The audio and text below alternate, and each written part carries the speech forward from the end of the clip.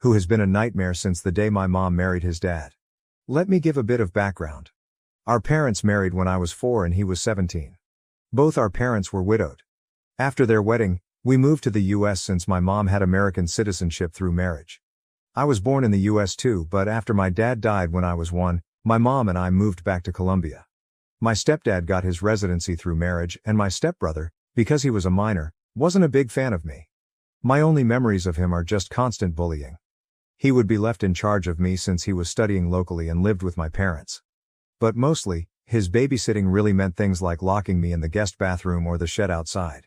He would steal my lunchbox whenever he was the one who dropped me off at school. He even began to harm my pets. I have an old cat that has been with me for almost 22 years. He tried more than once to run her over with his car. My parents never believed any of it. He's the classic golden child.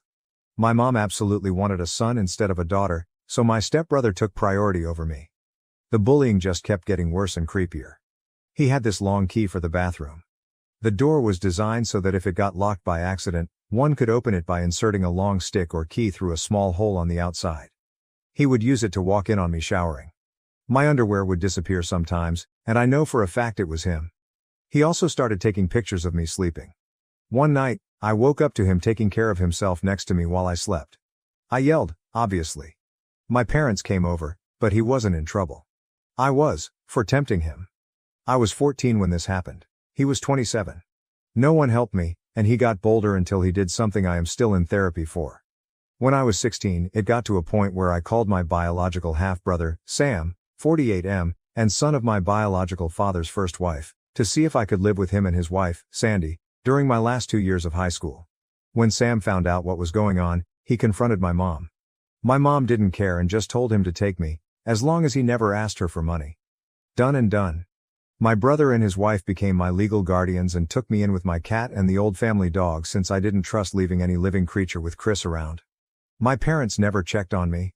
My extended family from my father's side knew what happened and immediately got together to ensure I could finish school well and go to college. I don't know my maternal family at all. Thanks to my paternal family, including Sam's mother and her family, I got my bachelor's and master's with no student debt and work as a nurse practitioner. I still live with Sam, his wife and their 2 kids, and I pay a small rent. Neither Sam nor his wife expected me to pay anything, but that's the least I can do for the 2 people who have taken care of me for 13 years. For anyone wondering why I didn't move, it's incredibly expensive where I live and Sam insisted I stay with them until I save enough to buy my own home. Things seemed okay until my mom messaged me recently. She had not messaged me since I was 18, when she told me she no longer had any responsibility for me. In this message, she sounded overly friendly, telling me how she missed me and asking how I was doing. I was a bit creeped out but decided to be nice, telling her about what I had done since leaving her care. She seemed very interested, as apparently, she knew I was a nurse but not what kind I was. She began asking me about my salary. I didn't tell her anything about it, except that it was enough to pay the bills. My mom then began texting about Chris and how he was barely making any money due to his student debt.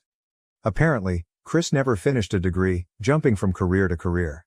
He is now working in my stepdad's used car business as a salesman, but most of his pay goes toward his substantial student debt accumulated over the years. I told my mom how sorry I was that Chris was having a hard time and wished him luck. That's when my mom finally got to what she wanted. She texted me that I needed to pay his student debt so he could finally begin to make the money he deserves, like the man of the family. I just turned off my phone. When I got home, Sam was surprised since I was usually the last to arrive. Sandy wasn't home yet. I told Sam what happened and showed him my mom's text messages. I don't think I've seen Sam this angry ever. He told me to block my mom, stepdad and Chris if I hadn't done so yet. After talking with Sam and Sandy, I called my boss to ask for the next day and the one after off. This gave me a 4-day weekend, including the days I'm normally off shift. My boss was more than okay with this and told me to just take it easy and let her know if she could help. This backfired because the next day, my mom and Chris decided to come to Sam's house to speak to me. I was alone since Sam and Sandy were at work and the kids were at school. I immediately called Sam and told him what was going on. He told me not to open the door and that he was on his way. My mom spent the whole time screaming that I owed them for raising me and that my sweet brother deserved the money. Chris was going around trying to find a window or door unlocked. There weren't any, since the windows have safety bars and the only other doors are in the closed garage and one in the yard. The yard door was locked, and just in case, I locked the one in the garage. I won't post what he called me when he saw me from one of the windows, but basically, he told me they should have thrown me away when I was a baby since I grew to be a burden. He pounded on one of the windows so hard that he cracked the glass. Eventually, he gave up and went back to the front door, clearly trying to kick it down. I didn't have anything to worry about. The door was a security door, but I was still very scared. Between yelling, threatening, pleading and insults, I finally heard Sam screaming at them to get lost. I only saw things from the window. Sam pretty much dragged them both off the porch. They got to a point I couldn't hear, but I saw my mom and Chris looking pale and scared before they ran to their car and drove off way past the legal speed limit. Sam came in a bit later and immediately went into full protective brother mode, asking me if I was okay. He kept saying sorry and hugging me. Sandy arrived almost immediately after and looked like she was about to commit a felony. Apparently, Sam threatened them with filing charges for what Chris did to me when I was 16. My brother's ace, my stepdad, was willing to testify against his own son. That seemed enough to get Chris off our backs, but not my mom. Since then, it's been 3 days, and my mom has sent texts, called non-stop from various numbers, and rallied a group of people who are supposedly my maternal family to harass me for money. She claims that the money should legally be hers since she's my mother, and that it's my late father's missed child support. Sam is helping me find a lawyer to get a restraining order on my mom, and I plan to take my stepdad's offer to testify by pressing charges against Chris. I can't say I can forgive him for not stopping his son, but I appreciate that he's at least trying. I don't know the details, but Chris did something to a relative of his dad, and since then, they had a really bad fallout. I took my boss's offer and will be on vacation for a few more days. But here it is. My vacation days are getting eaten up and my therapist might need a therapist after this. Thankfully, my dark sense of humor and supportive paternal family are keeping me somewhat sane. Update. I didn't think I would be making an update so soon, but my mother is unrelenting. To the people who were so kind and gave me advice earlier, thank you so much. It really helps to have people show kindness in difficult days. I followed the advice to freeze my credit and will be getting a new phone for personal use. I'll have to keep my old phone for work for a little while. Now, to update on the situation, we are going through with pressing charges and might pursue a civil lawsuit for 2 years of child support my mother owes. We are not sure yet of our chances, but my brother wants to go scorched earth. As for my mother, she began a new campaign. She's been posting false accusations about me, accusing my stepbrother Chris of sexual assault. She's also been accusing me of being a temptress who tried for years to sleep with my brother. She even got a few relatives, who I just found out are my aunts, to join in, claiming they were witnesses. I have never met these women in my life. My stepfather actually commented on her post, saying my mom was lying and accusing his own son of being a pedophile. That's how I found out about the big fallout between them. My stepbrother apparently went after one of my stepfather's nieces. I don't know the girl's age, but she has to be about my age if I'm thinking of the right person. If not, she's younger than me. A lot of my biological father's relatives have also taken to social media to call out my mother, saying she had always claimed she was an orphan and had no family, while now she suddenly has 3 sisters. It's a mess. I'm just watching for now and being a stay-at-home aunt. My nephews love it since we go out for crazy shenanigans after they finish their homework. My boss has helped me with some paperwork for a leave of absence, and I should be off for about 6 weeks. After that, I'll be mostly working from home for a few weeks. It's not the greatest update, and to be sincere, things are not fun, but it's nice to spend time with the kiddos at least. Also, I forgot to mention this. No, my mom is not likely sleeping with or in a relationship with my stepbrother, as some people had mentioned. My mom always wanted a son, and I was a disappointment because I was born a girl. She treats my brother like he's her real son, and I think she truly loves him as a mother. She made sure to tell me how disappointing it was for her when I was born. Update 2. I hope the title is okay for the rules. I was recommended to post here but wasn't sure where to start. My mother was widowed when I was 1 year old. My biological father was much older than her, she was his second wife, with a 20+ year age difference. After that, she remarried her hometown sweetheart and adopted his 17-year-old son. My dad was American, and my mom is Colombian.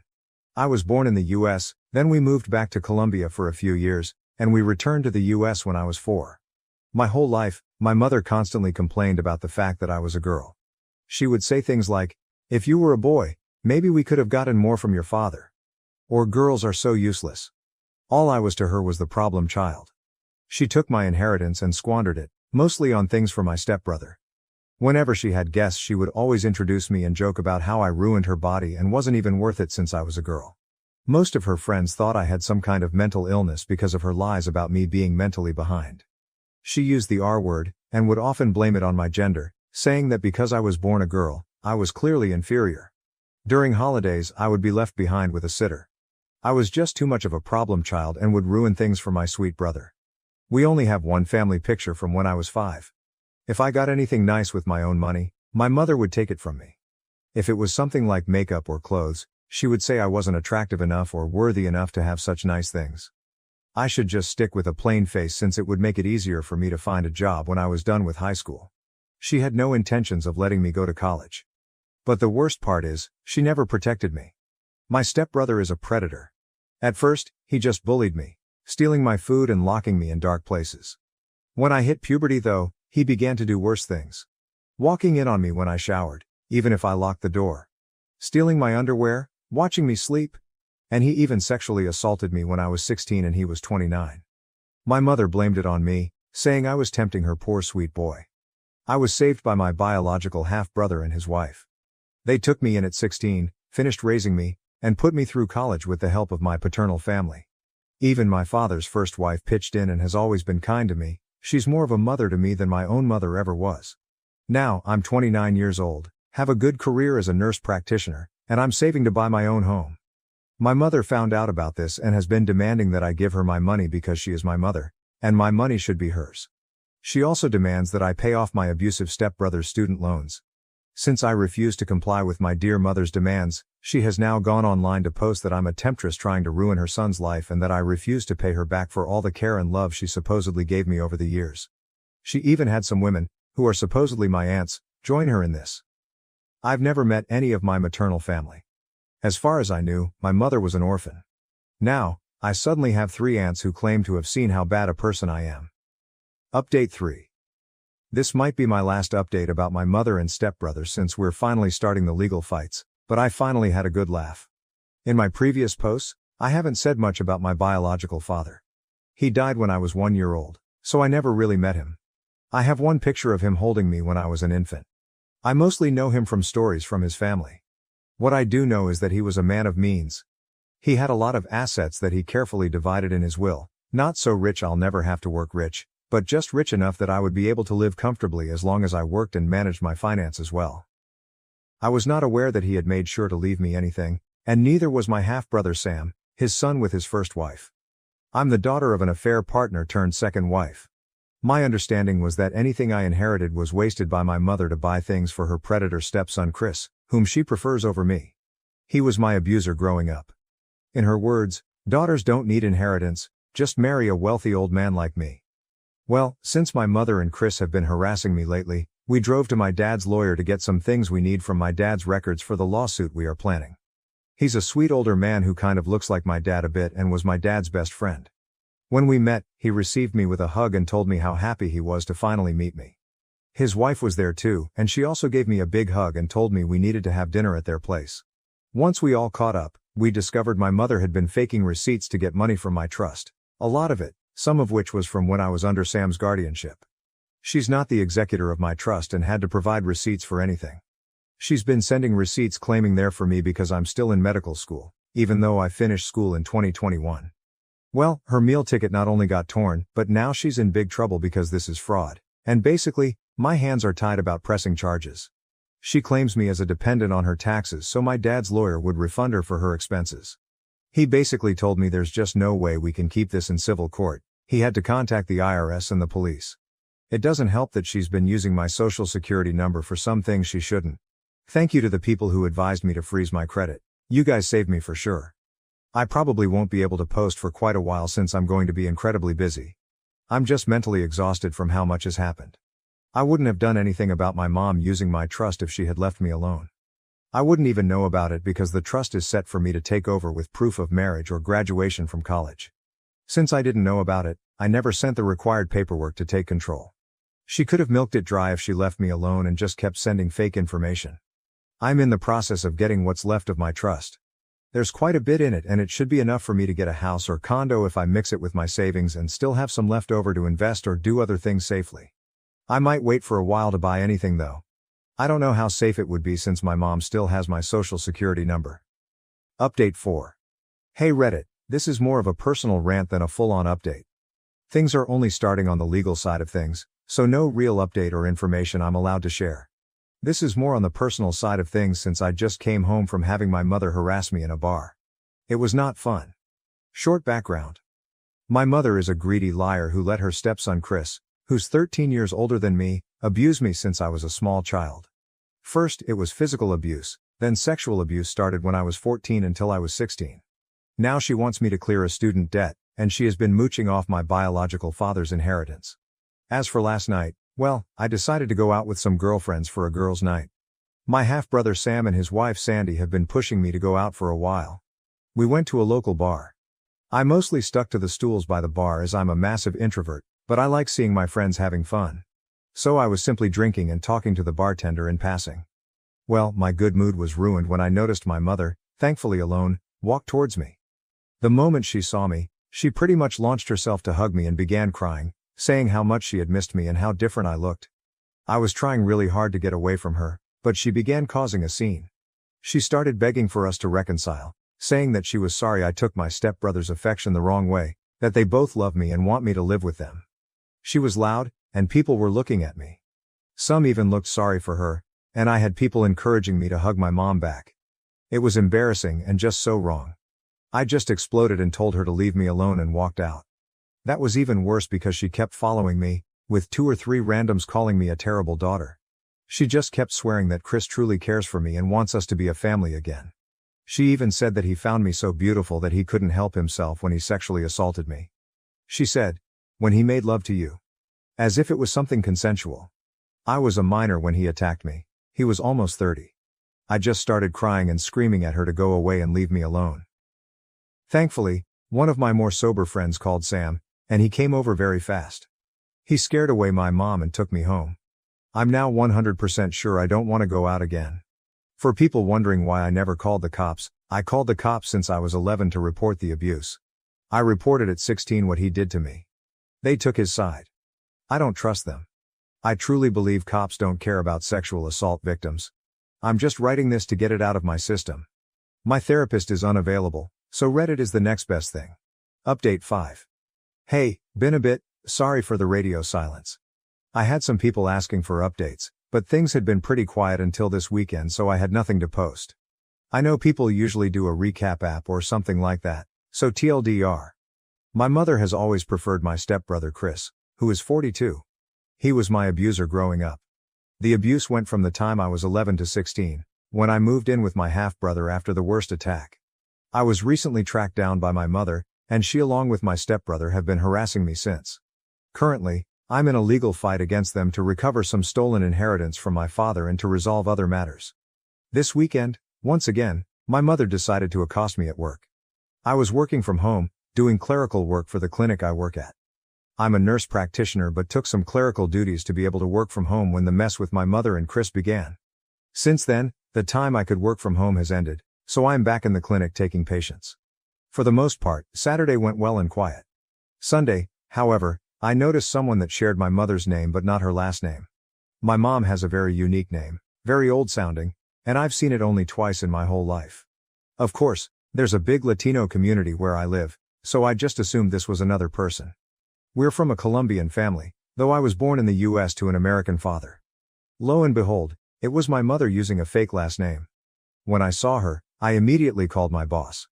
She's aware of the situation and immediately went to ask my mother to please leave the premises. This can be a controversial move, so to explain it before the debate starts. She was in for a general checkup, not a life or death treatment. She was not denied because of protected reasons, but because I, as a member of staff, felt my life was in danger in her presence. There are a lot of other clinics with varying prices, and they are open to new patients, so she can get her checkup anywhere else. This is allowed under our state's law. If she was hyperventilating or clearly in distress, we would not have been able to ask her to leave. My mother, of course, went on a rampage demanding to be seen by me specifically. My boss, thankfully, was not intimidated and just insisted my mother had to leave or else the cops would be called. After a back and forth that I was watching from the security cameras, this all happened in our waiting room. My mother threw a letter at my boss and left fuming. She even pushed a lady that was walking in, though thankfully no one was hurt. My boss brought me the letter and told me she will make sure not to assign me any patients with my mother's first name and went to make arrangements with our front desk. I took a break and decided to read the letter, mostly to see if it was something I could use for my legal case.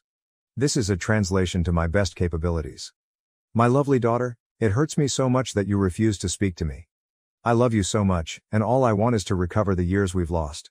I only have you left from your father, whom I love dearly. I know there are a lot of misunderstandings with Chris. He loves you so much too, and I wish you would give him a chance to prove it to you. He always talked about how beautiful you are and how much he wished you two could spend more time together. He truly adores you, and I wish you would consider his feelings more. He even asked me to convince you to marry him, and I think it's a wonderful idea. Papa, your stepfather, and I are probably divorcing, and this will be the perfect solution so Chris, you and I can stay a family. He keeps going on and on about how much he wants to raise your and his baby together. Let me know when you want to go shopping for wedding dresses. I love you, my darling. Mom, I'm going to share a few personal notes here. I am unable to get pregnant. After Chris's attack, I had some medical complications that have left me unable to conceive. My mother knows about it.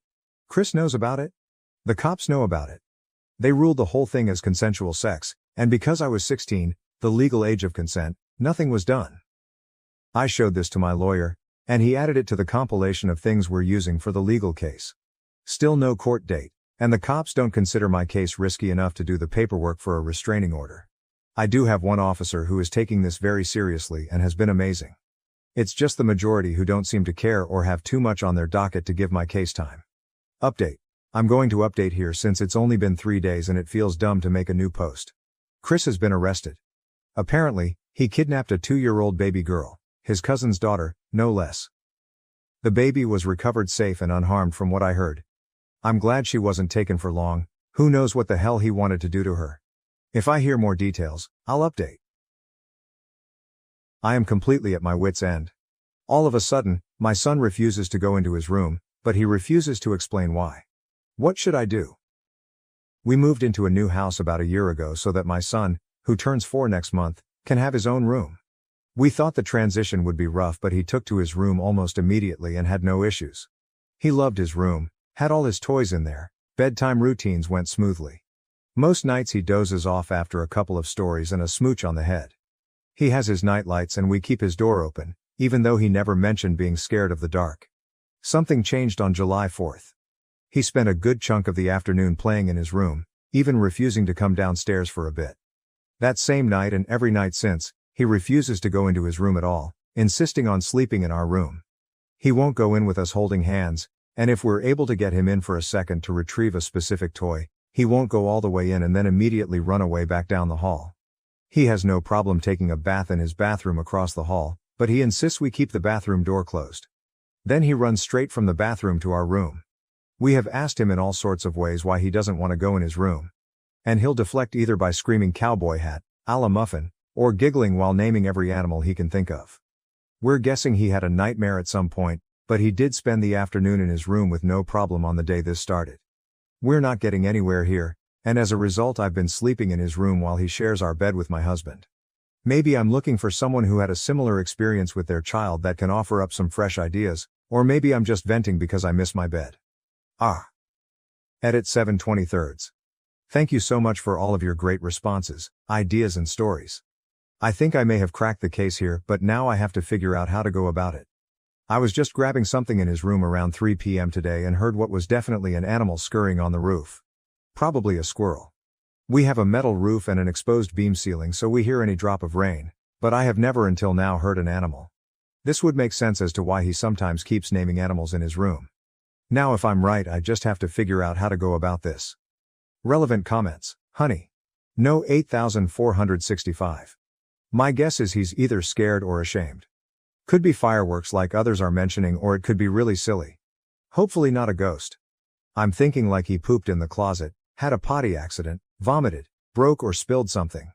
Have you torn the room apart to make sure nothing is different about it? OP, my perception is that he seems more scared than ashamed. I've been sleeping in his room every night and checked every single corner, nothing out of the ordinary. I don't think it's the fireworks because there were no fireworks going off in the early afternoon when he was actually in his room, and either way he enjoys fireworks so much. We stayed outside all evening and watched them in both the front and back of the house. I've kept his room as normal and welcoming as possible, especially when he's taking a bath. He might crane his head around the corner to get a peek of his room but ultimately turn and run. We managed a few times to get him to walk a few steps in and grab a specific toy he wanted, but then he bolted. Update. After exactly 1 month, I finally figured it out. I've been busy but wanted to update because I still am so stoked he's back in his room.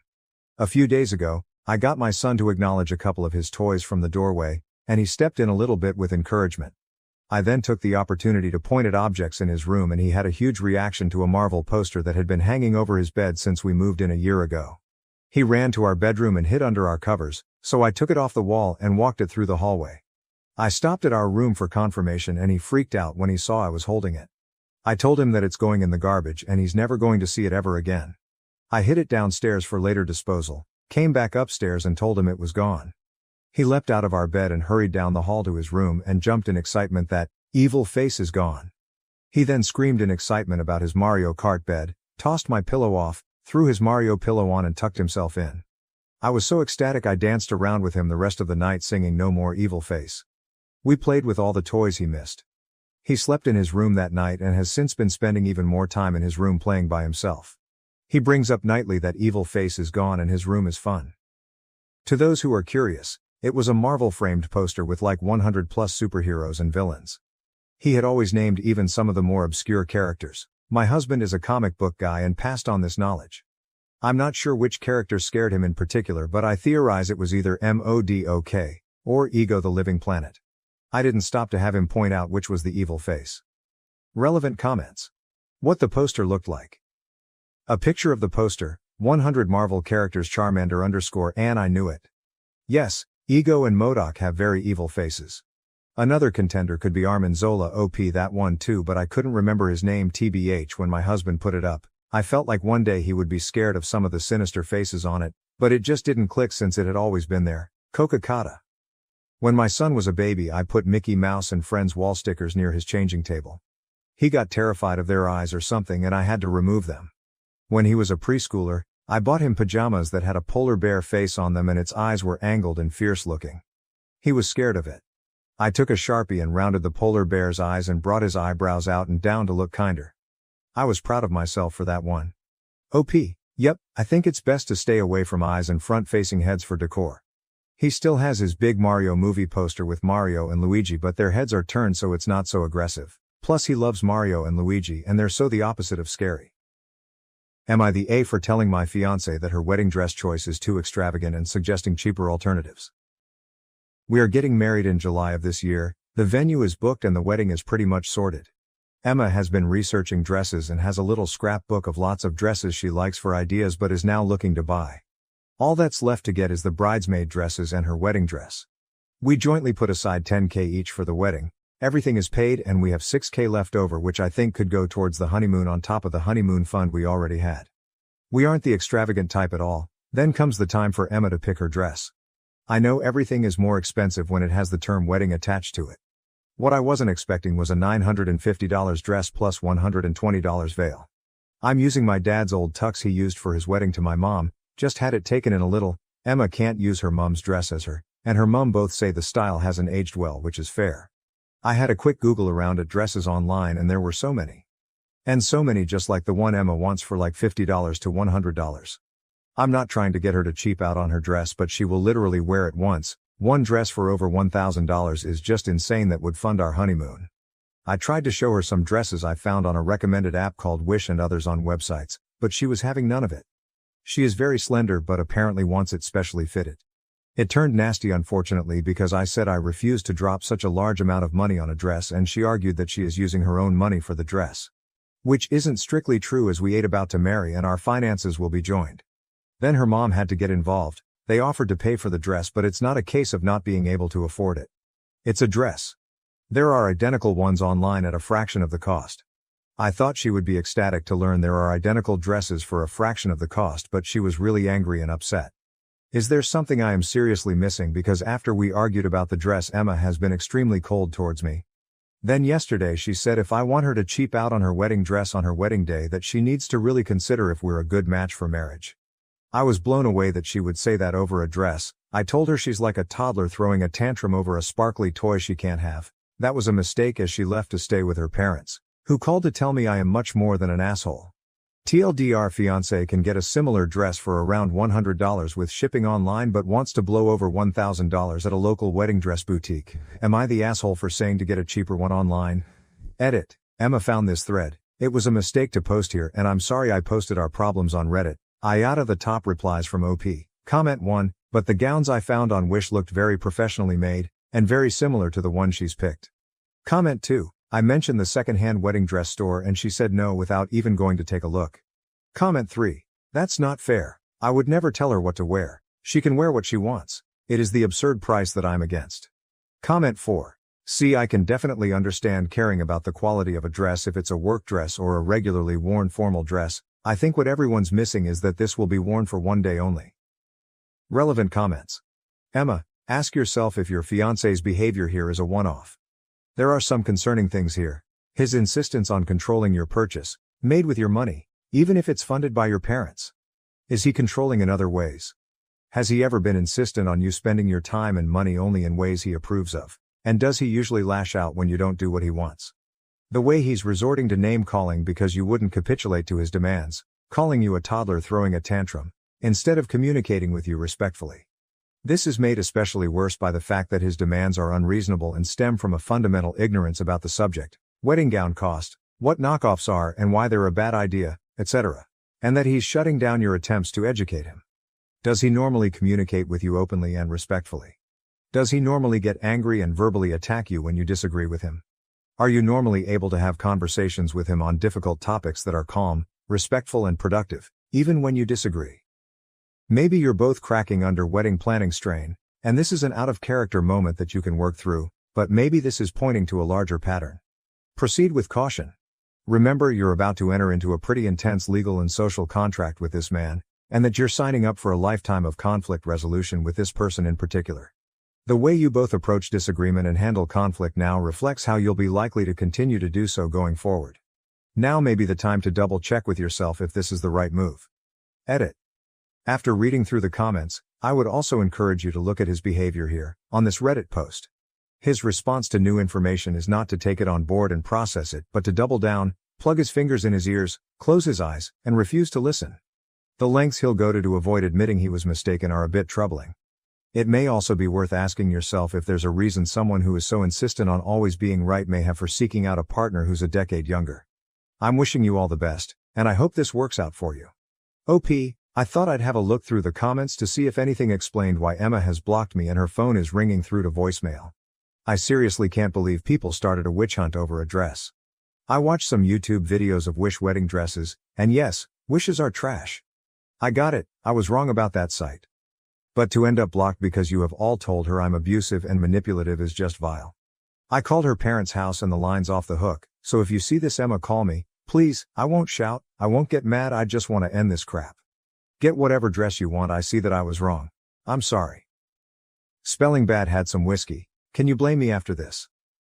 Edit 2. Based on Josh's newest comment about you blocking him on Messenger, it sounds like you're taking some time and space to think things over.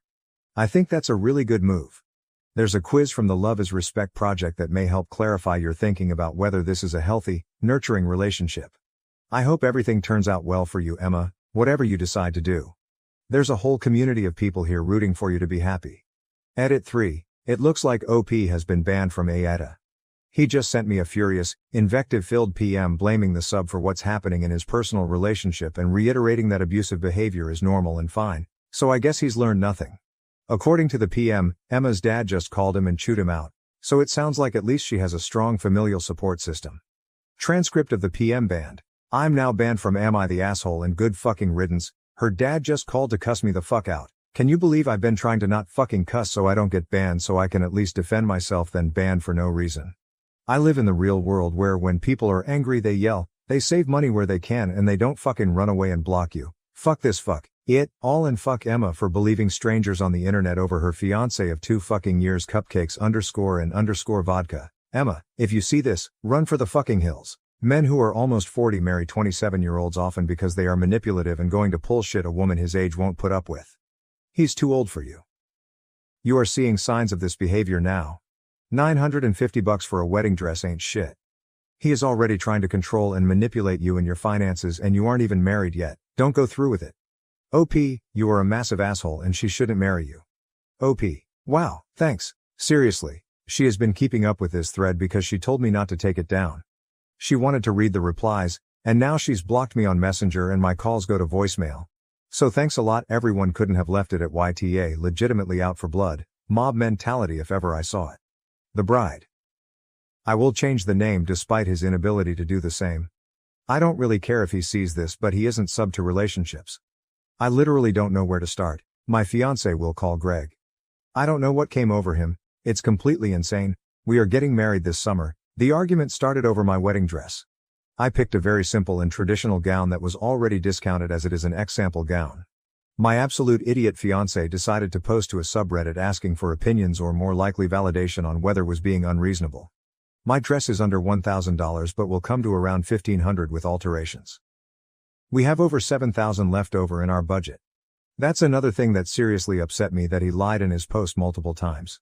I make a much higher salary than him, so we agreed he would put $5,000 towards the wedding and I put in the rest, but why lie? Why ask opinions if you've skewed the details? I had absolutely no problem with this as he makes just above the minimum wage. The thread got way too much attention. I had already gone to my parents because I was angry about him calling me immature and shouting about me being spoiled. I also happened to find the thread shortly after he made it because not only did he use my real name, his throwaway was his real name followed by his alarm pin. He sent me a text saying that he wasn't the asshole in this situation and I just knew he would post it on Reddit. It's not the first time he's posted on Reddit about stuff. But nothing of this magnitude. Anyway, I don't know what to do. There are people online now claiming to be me and it's been shared on Twitter and Facebook and I'm just absolutely mortified.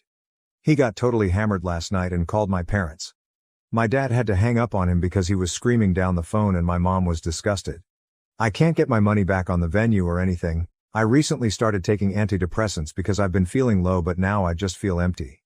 This whole thing was about the cost of my dress and he suggested I use the Wish app to get an identical gown. First he refused to listen to me saying that Wish is garbage, but he also argued it to death in the comments. I read every single comment in that thread and it was like being punched in the gut. I can't get over the odd lies either. He gave out my real name and his butt lied about the age gap and budget. I am 23. He is 43. Admittedly, he looks much younger, and for the first few weeks dating I thought he was in his early 30s. We also have only been together a year. Not 2 years, I think he said, and I'm starting to think this was all too fast. I need help. I need advice. I know I'm quite possibly pot calling the kettle by posting to Reddit, but I post here a lot usually anyway, and all the fake accounts claiming to be me might throw him off anyway. I might be slow replying as I start work in an hour. Thanks all. Xtail Dr. Fiance posted to Reddit to get opinions on the price of my wedding dress but used my real name and it all blew up. People are creating fake accounts pretending to be me and he has devolved to calling me names and getting drunk and calling my family. He also lied about a lot of details in the post. How do I handle this calmly? 3 months later to ex-fiance made a post.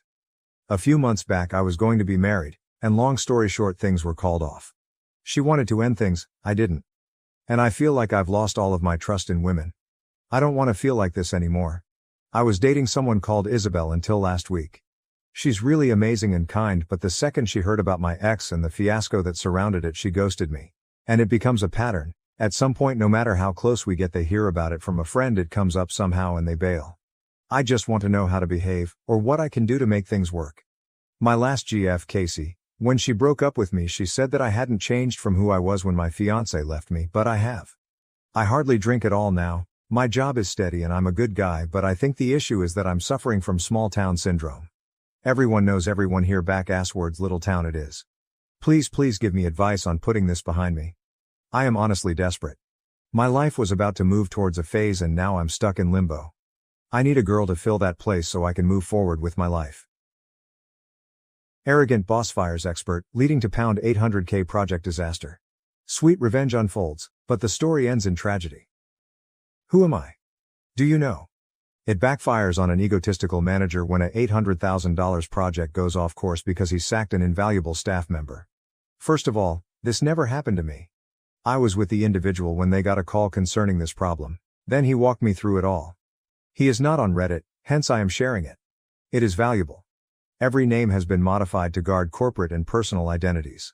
The plot depends much on listed structures. There is a mechanism in place in the UK for maintaining historic and significant constructions. A building deemed historically significant is referred to as a listed building. The guidelines for its evolution, preservation, and enhancement are rather rigorous. I have to be obscure about the labor involved. Else, it would be too simple to name the people engaged. David, a buddy of mine, is quite specialized in a very small field of building. Using a very ancient building technique not used for several millennia, he fixes and renovates buildings. His whole output focuses on listed buildings and conservation projects. Work needed on a Grade 1 listed property. ACC Limited, the major contractor, was handling the building generally. There is quite specific study on one aspect. The architect provided a list of suitable candidates as the contractor management knew no one who had done it. The contractors selected my friend since he was most available early on. 5 days into the project, the major contractor, ACC Limited, arrived on site. David's words? He was a boisterous gobshite throwing his weight about. David ignored him while he was merely working. One of his carpenters was directed by the boisterous gobshite to make him coffee. The carpenter vanished. The noisy gobshite kept prowling and grumbling about delays costing him a lot of money. The boisterous gobshite asked my pal a question 15 minutes after the carpenter vanished. "Where's that chippy with my coffee?" asked a noisy gobshite. Chippy = carpenter. Chippy = carpenter. "David, I'm not clear."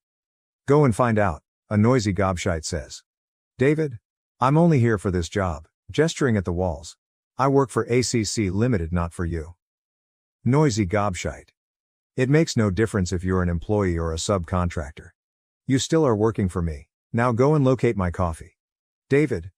"First of all, I find it offensive to be spoken to like manners. Second, my contract with you is to do these walls, nothing else. I most definitely am not a gopher." Noisy gobshite.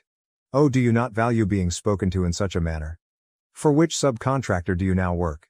David. "None. I run my business alone, just me." Noisy gobshite. "A day laborer. And you have the guts to address me in such a manner? Do you know my name?" David. "Sure." "Well, you're fired," a noisy gobshite says. "Get out of the premises right away." David says, "Okay. Just get off the site," says a noisy gobshite. David grabbed out his phone and started recording. David. "Okay, I'll leave. Just want evidence you advised me to leave." Grabbing David's hand containing the phone, a noisy gobshite yelled into the phone, "Get off the site, you idiot," a noisy gobshite says. "You're let off. I'll have you thrown out if you're still here in 10 minutes. David.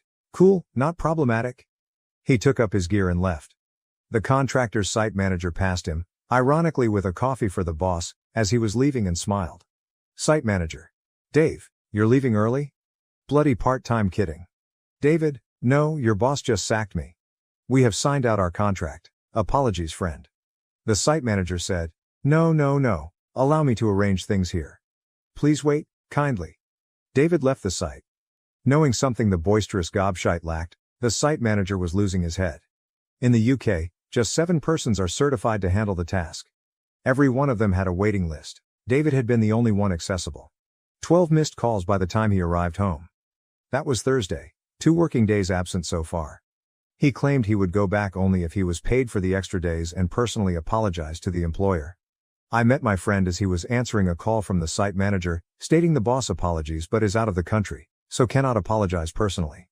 David also informed me he warned the other specialist over the phone, but they had all been contacted on Friday asking to be assigned work.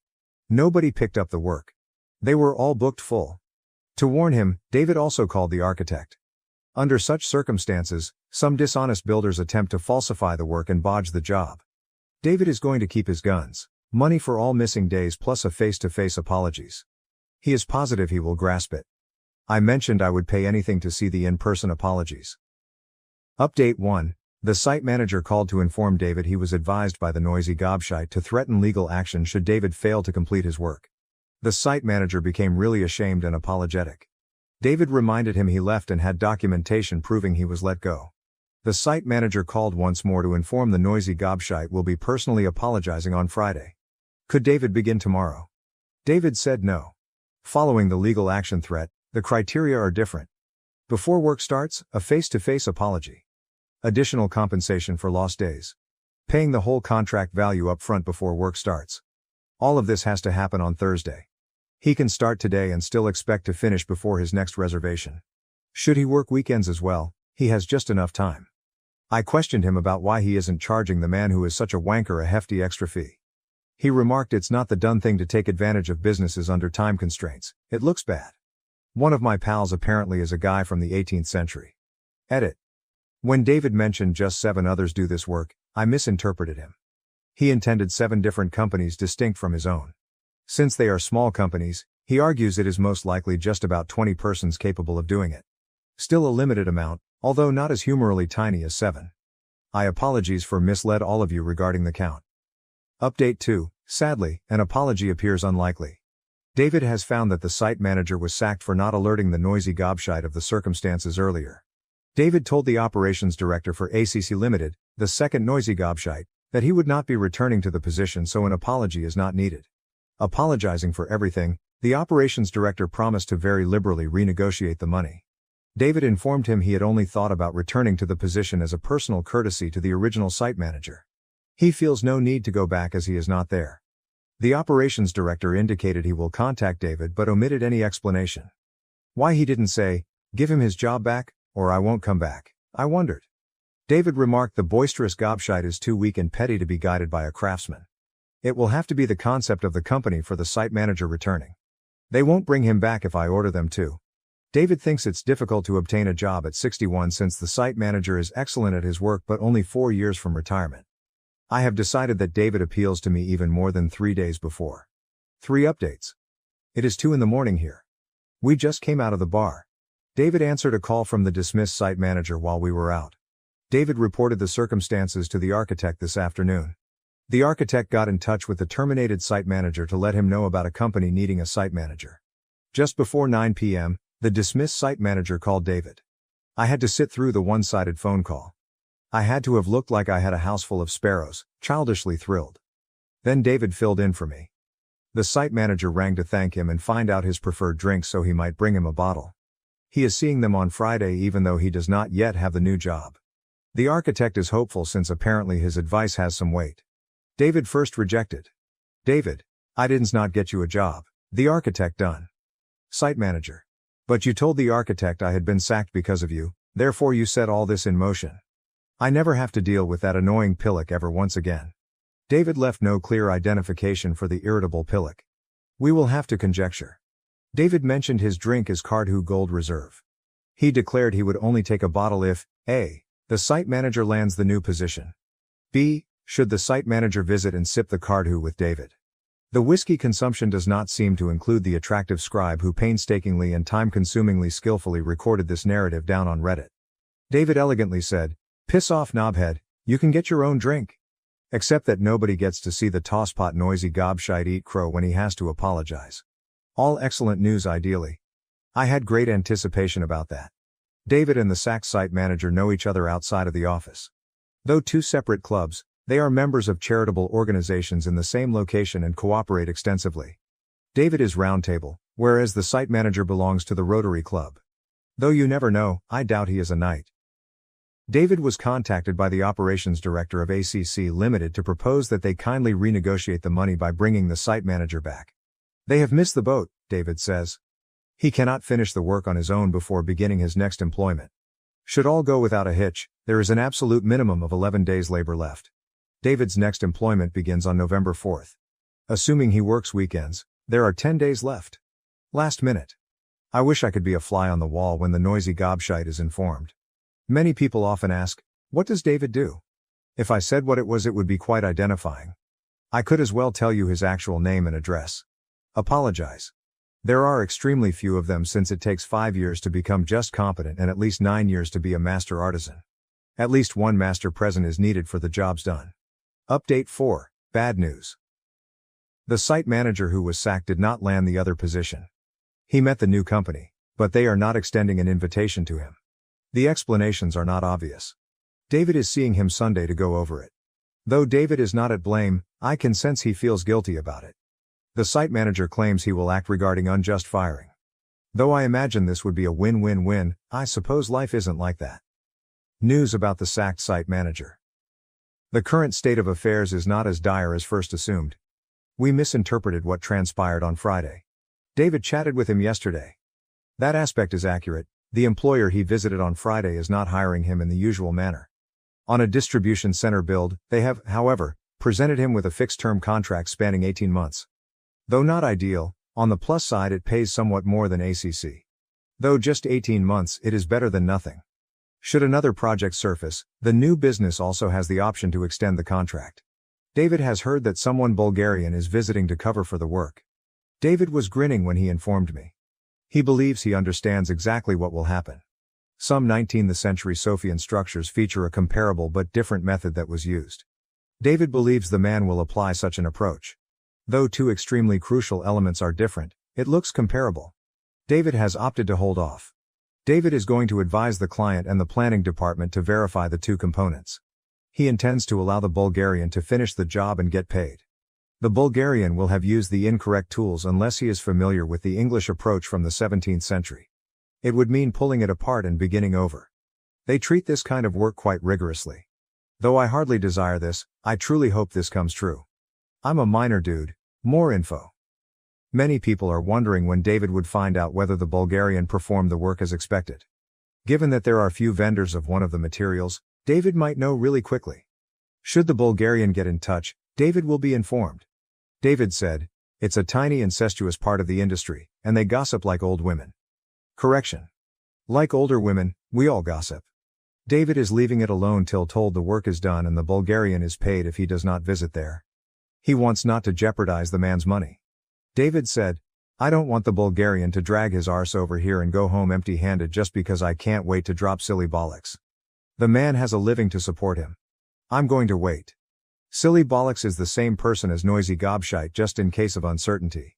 Unless he works weekends, the Bulgarian should finish his job in 3 weeks. David will know when the work is done as he knows several people at ACC head office and several on site.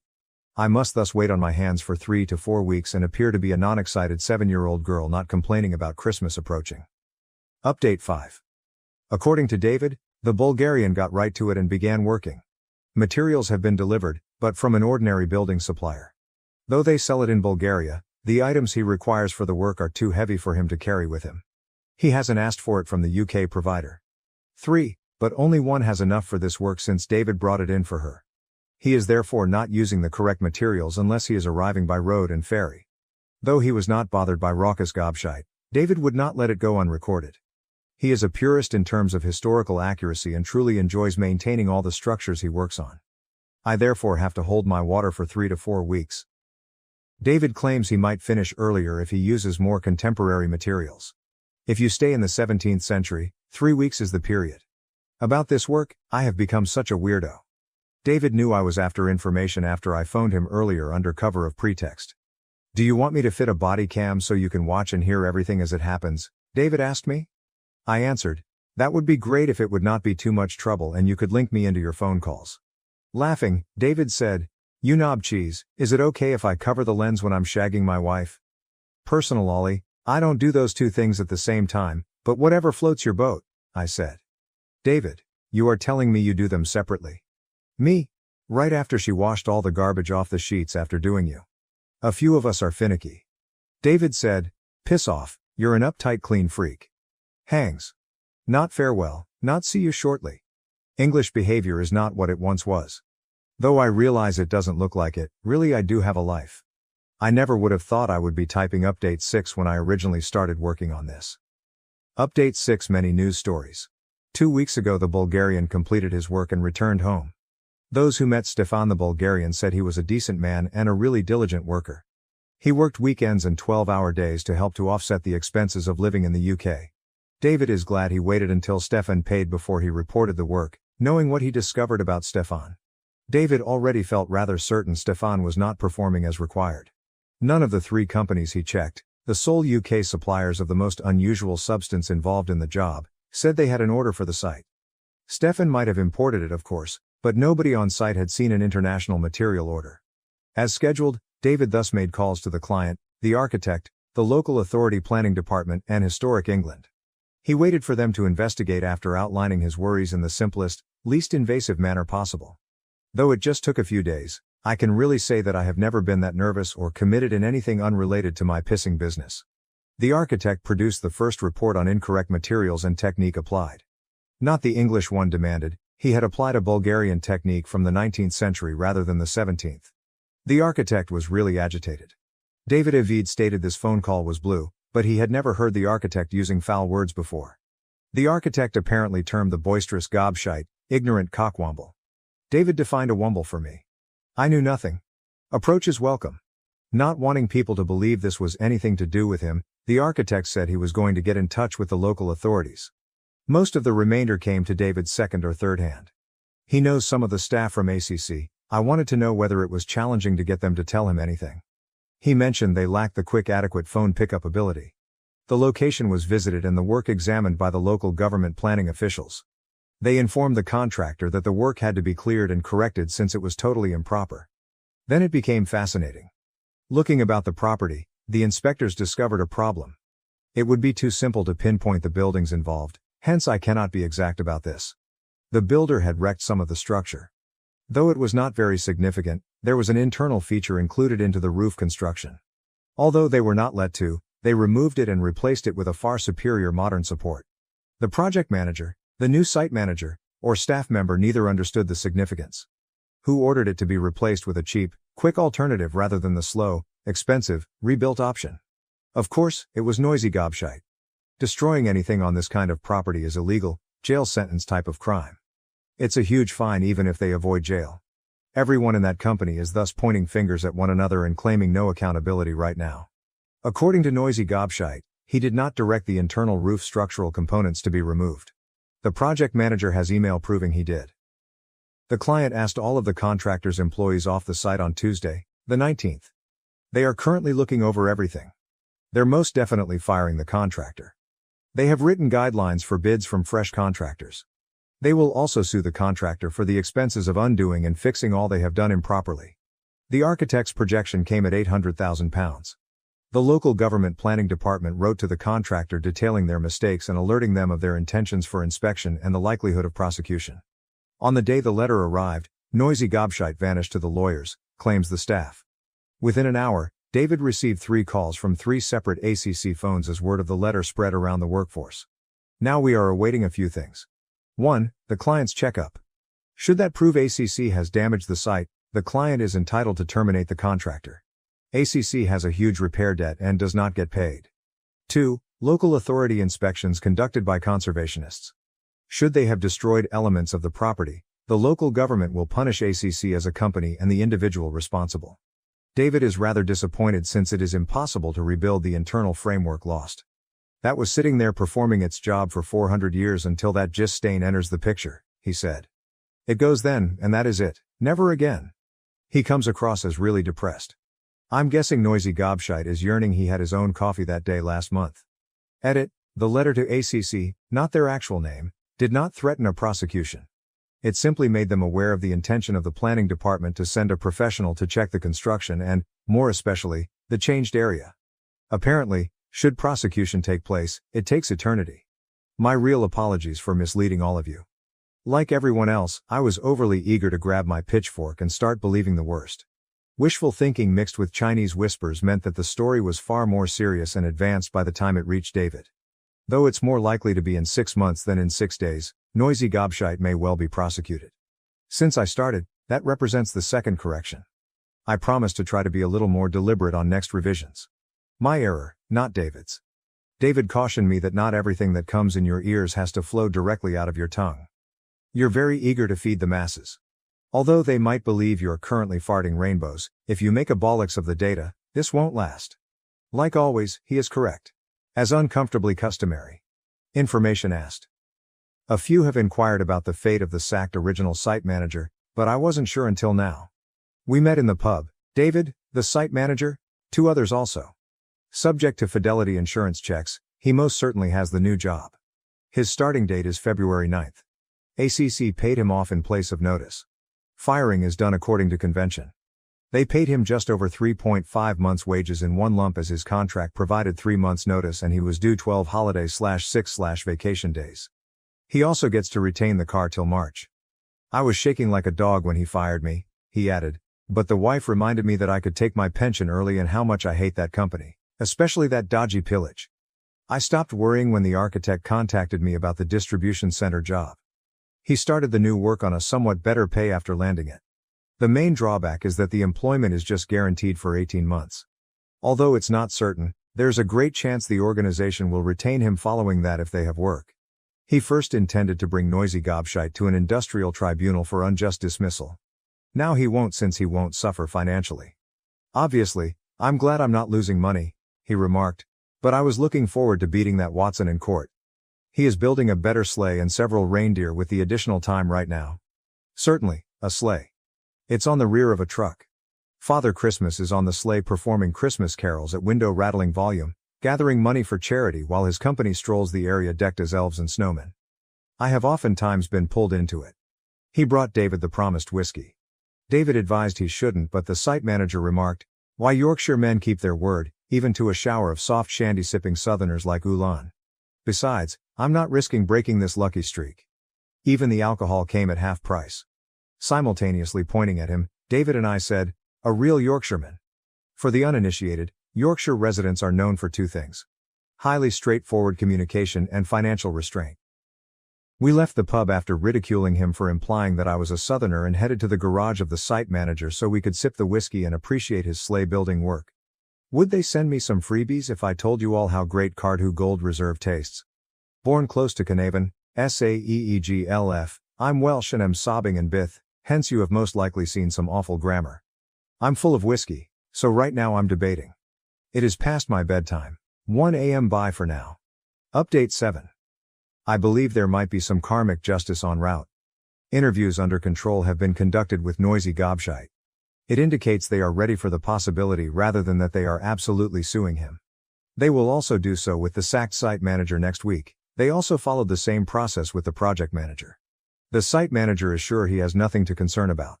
He was sacked, hence the decision was taken to remove the pieces of roof support. He added he was sure the Noisy Gobshite would have sought to assign culpability to a site manager if he had been present at the time of the illegal modification. He said, "That cowardly slope-shouldered turd would have shot all over me to save his own skin." Fortunately, the project manager has evidence in the form of an email proving Noisy Gobshite ordered the task. Noisy Gobshite sought to convince him not to forward it on to the local authority planning department.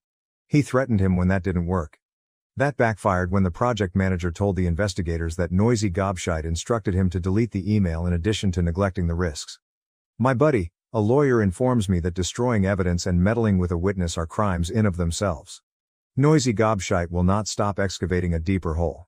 If he gets away without facing legal repercussions, I will be really let down. He is nevertheless clearly in pain. The major story of the week? Noisy Gobshite has been let off. After learning from no less than 4 separate ACC workers, David announced it yesterday, Saturday. They eagerly wanted to tell him, he said. Then the discussion followed this pattern. Me, how is that feasible? How does the owner find himself let off? Did he stroll up to a mirror and declare, "You're as much use as Anne Frank's drum kit, you're fired"? David, nope. You know he inherited the company from his uncle and dad. Me, exactly. David said, you know his brother and cousin own a slice each. Me. Anyway.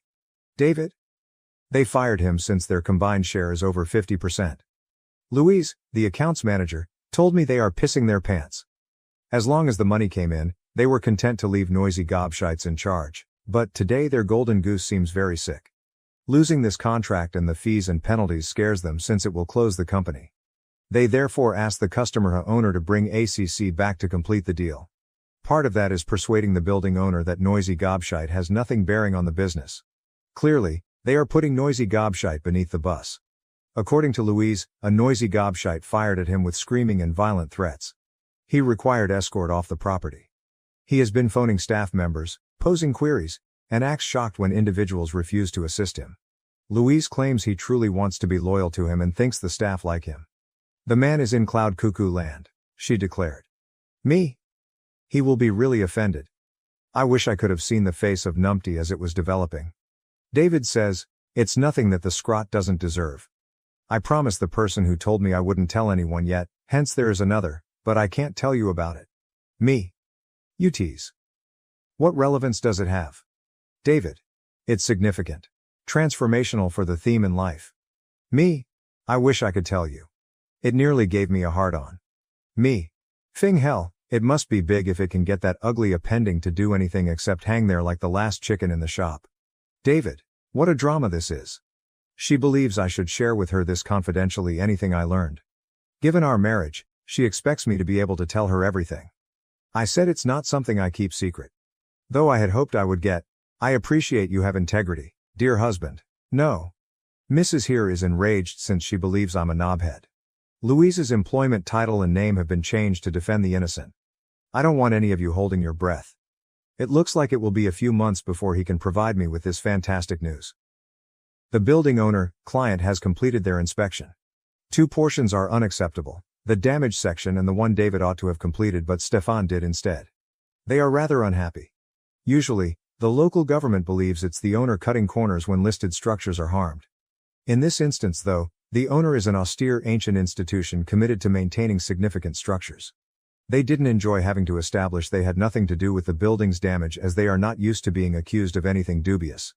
David stated it appears they have written off ACC since they have made a type of tendering request to multiple other firms specialized in conservation. Then he spewed a bunch of jargon I neither knew or recall. Me?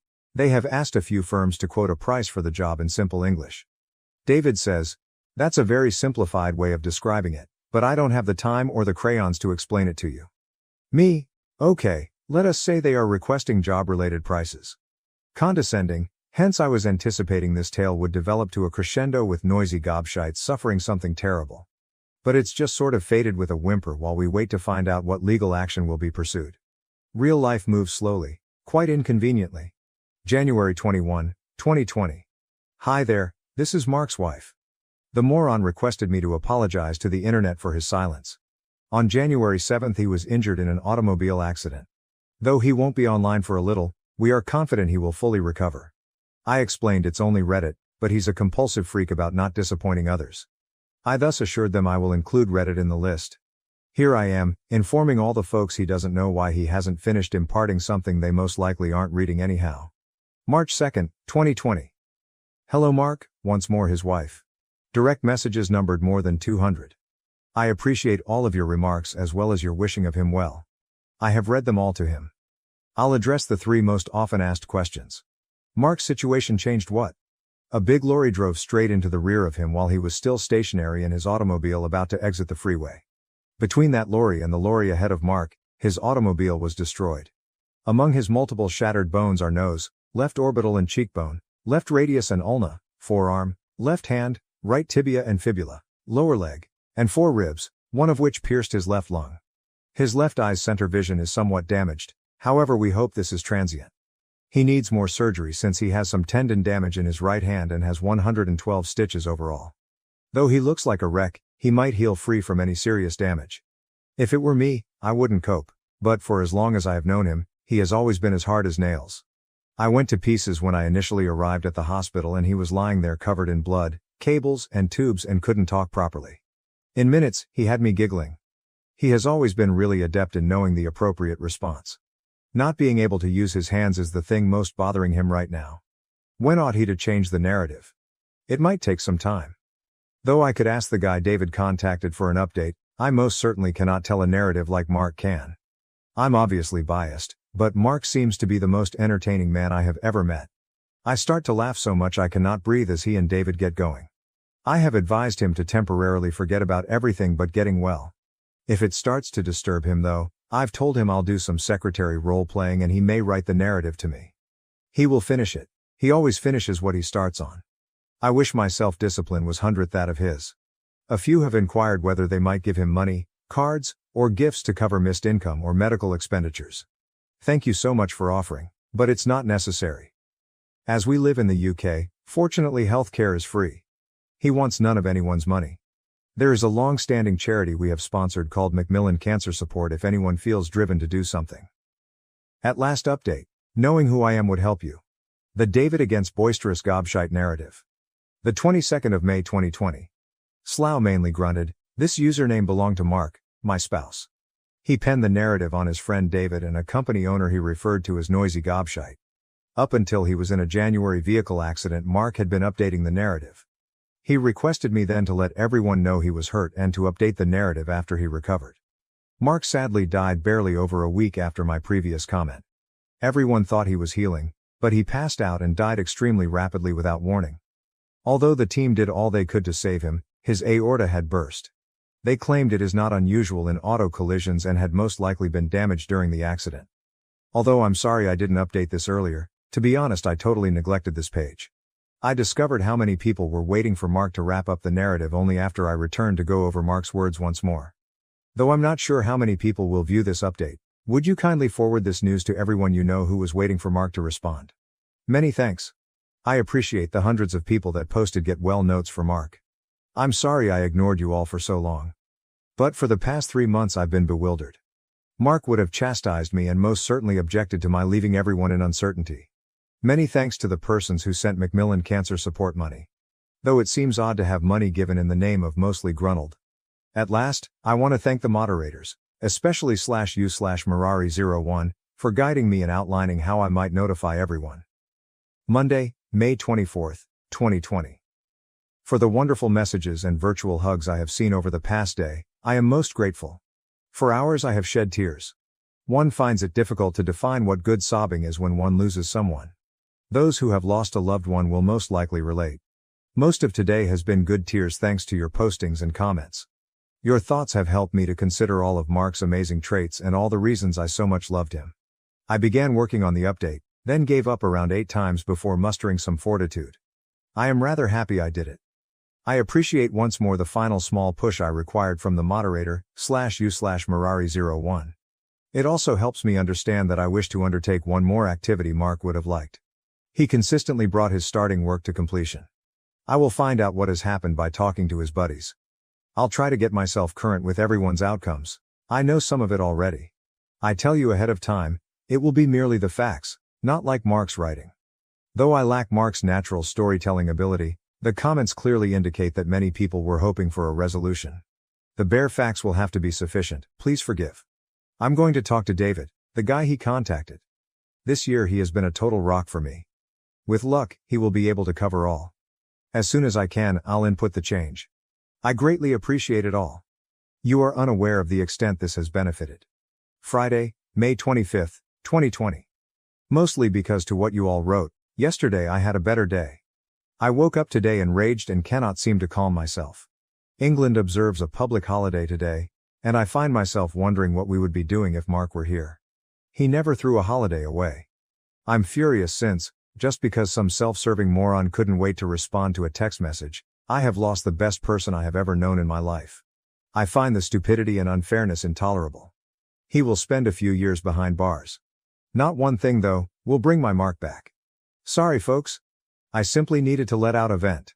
Please, kindly, avoid using your phone while driving. Also, avoid tolerating it if you notice others doing it. March 6, 2020. I want to highlight 2 points. Firstly, let me thank everyone for their comments. The lovely things you have spoken about Mark have cheered me. It took so long to tell you Mark had died since I never imagined they would. Still, you did help, even though what you said was so poignant that I broke down hundreds of times reading the great words. Second, I'm sorry for not yet answering every comment. On some days I feel I could talk about Mark all day. On others, I cannot even think of him without going to pieces. If I haven't replied to your particular comment, it's not as though I haven't read all of them. Simply said, I can't respond as I have been in a poor state portion of the time. Eventually, I will answer to everyone, much as I did very slowly with the cards during his funeral. It looked like I was climbing a mountain that wouldn't stop expanding, but I finally answered all 322 of them even though I didn't think I would get through them all. One of numerous decent habits I picked up from Mark is finishing what I start. I only want to hear him once more calling me Carrot. Carrot is a Welsh term for love. My name is not Welsh. July 27, 2020 at 3:10 a.m. Whoa, I hadn't been online for a few days and now hundreds of messages show up. I can't sleep once more, and it came to me that I could change what happened to every one of the characters Mark had penned. It's just the facts. It won't have Mark's style or humor, it's just basic knowledge. Still, it's the most I can accomplish and more than nothing.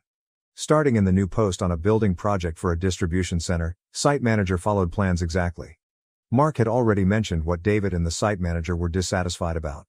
Though that was before the coronavirus, being on a fixed 18-month contract as a self-employed individual was a drawback when compared to being an employee. Most of the staff were let go after the virus struck. Some were furloughed. The contract required the corporation to maintain paying the site manager whole. What he considered to be a negative aspect turned out to be a saving agent. The last David could tell me about Noisy Gobshite was that he no longer owns a third as he had to sell his part of the company under pressure. Regarding his assets, he had to sign a personal liability agreement in case total obligations exceeded the company's worth. According to what I understand of it, Noisy Gobshite must pay the extra, even if it means he loses his house, if for example, the total bills for his mistakes are higher than the company can pay. They couldn't continue trading if he was participating, hence he had to give up his part of the company. He needs them to carry on paying the attorneys. Though he hasn't been charged with a crime yet, he most certainly will. Something to do with wanting to be ready to go to court once he is charged. They take their time researching and being ready before they charge him. It also came to light that he warned of similar, but somewhat more minor, damage to a listed property in 2011.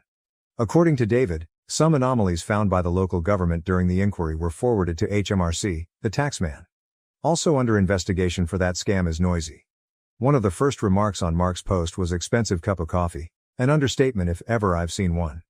The major headlines would be on Noisy Gobshite and the sexual assault, rape, of one of the PAs in the ACC headquarters in 2017 as well as sexual harassment of other employees. Though it wasn't boisterous Gobshite, the sexual assault occurred. It was former finance director. Stories of sexual harassment of female employees have not evolved and proved to be mere gossip. David.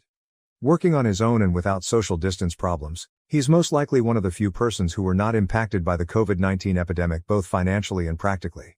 He has carried on rather as normal. Job is easier, he stated. The usual plonkers are not there to trip on my equipment or stick plank ends into my finished work.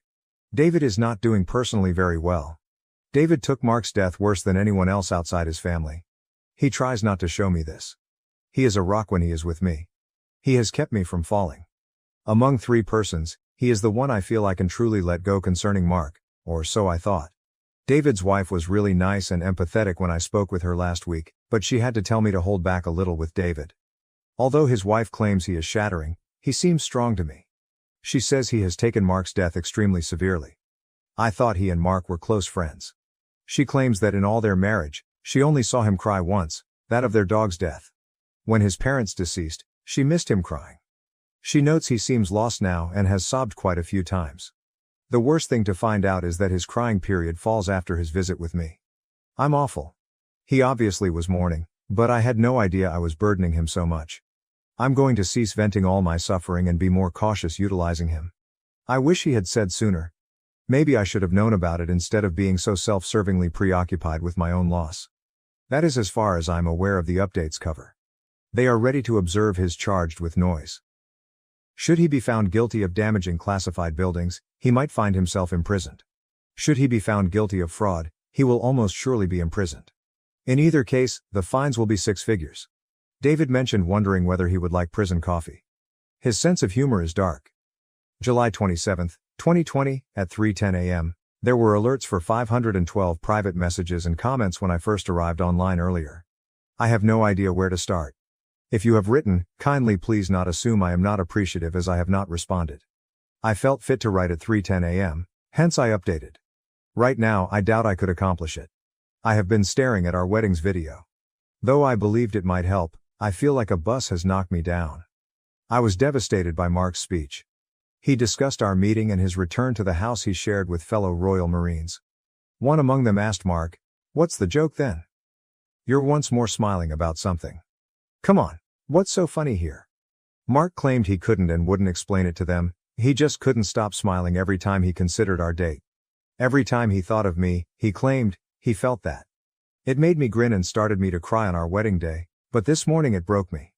I believe the agony is growing worse rather than becoming less. It bothers me too. All through me I feel it. I can't stop it. All I can think of lately is wish I had been in the car with him if I cannot have him back. Being an atheist, he always advised, this is all you get, so don't dare waste any of it. Therefore he wouldn't approve of me harming myself. It's just so difficult to keep going with this suffering. I doubt I can. I simply want it stopped. I apologize for carrying on like way. I would convey this to those I know since they worry, but writing here is like shouting into a diary. I apologize to all of you. Though I try to control things, I miss him so much and I can't stop it hurting. What should I do is unknown. August 31st, 2020 is. Although I responded to hundreds of messages since last updating this post, I did not get through all of them. Though the screen says I still have 92 waiting. I cannot see or read any more of the messages in chat. Should you not obtain a response, you fall into the 92. Our anniversary yesterday, August 30th, though I was looking forward it, when it came it was sort of empty. I cried when I viewed our wedding film. I replied to a few messages.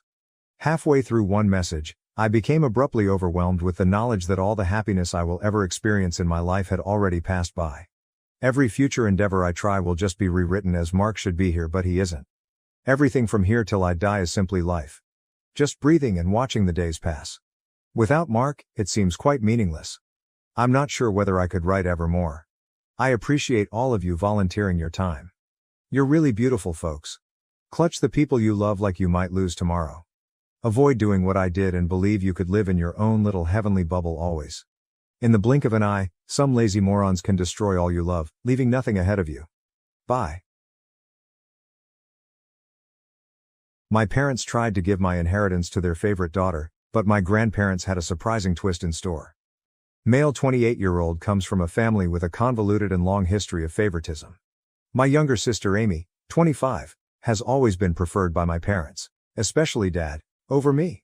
Starting in our childhood, this partiality only got worse as we grew up. Amy was the golden child from my earliest memories. Our parents threw her an elaborate birthday party including professional face painters, a bouncy castle, and a petting zoo when I was 5 and she was 2. I had a store-bought cake and a little family supper for my birthday that same year. This helped to define the tone for years to come. The differences became clearer as we aged. Amy always received the newest toys, the greatest clothes and most attention. I recall saving months of allowance for a new bike when I was 10 years old. Amy wanted one too, hence she had a fit when she saw it. Rather of educating her about waiting or saving, my parents went right out and got her an even nicer bike than mine. Another arena where the bias was evident was school. Amy's parents attended all of her school functions, while they usually missed mine. I took front stage in the school play in 4th grade. I practiced for weeks, driven by great enthusiasm. My parents arrived an hour late on the night of the play, therefore missing my major scene. They were consoling Amy after she complained of stomachache. She was good later on, they had simply lost count of time playing with her. Regarding academics, nothing I ever appeared to do seemed sufficient. I joined the math club, often received straight A's in middle school, and even took first place in a regional science fair. Though my parents hardly noticed these successes, they gave Amy a celebratory dinner and purchased her a new phone as encouragement to keep getting better when she scored a B+ on one test in her weakest subject. In particular, high school was difficult. With an eye toward their approval, I put myself into whatever activity I could. Along with keeping a 4.0 GPA, I was editor of the school newspaper, debate team captain. Amy coasted through school, hardly keeping a C average, and spent much of her time hanging out with friends. I was chosen from our university as one of 2 junior year applicants to participate in a famous summer program at Harvard. It was such an honor, and I felt great.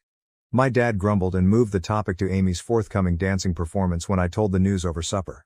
At least my mother remarked, "That's nice," but she moved on fast. My parents couldn't bring me to the airport on the night Amy's concert fell on the same day I was leaving Harvard as they wanted to see Amy perform. I asked the parents of a friend for a ride. Another agonizing experience was the college application process. I worked months on improving my essays, engaged in extracurricular activities, and SAT preparation. Several elite colleges accepted me and I was given a sizable scholarship to my ideal college. When I told my parents about this at supper, their reaction was barely passable. "That's good, but don't let it run to your head. College isn't everything," my dad advised. "Just remember about us when you're off becoming a big shot," my mother said. On the other hand, my parents were quite understanding when Amy barely passed high school and chose not to attend college. They admired her for knowing herself and for defying social expectations. Something they never done for me, they even paid for her a car as a graduation gift. Emotionally, this persistent favoritism suffered me greatly. Over my teens and early 20s, I battled anxiety and despair. Beginning therapy in college, I came to realize that my parents' actions were not my fault. Years of effort were needed to develop my self-esteem and learn to validate myself rather than depending on my parents' approval. My immediate family did not help me, yet I still managed to lead a decent life. By the time I finished from college with honors, I had a decent job in finance, and even purchased my own house by 27 years old.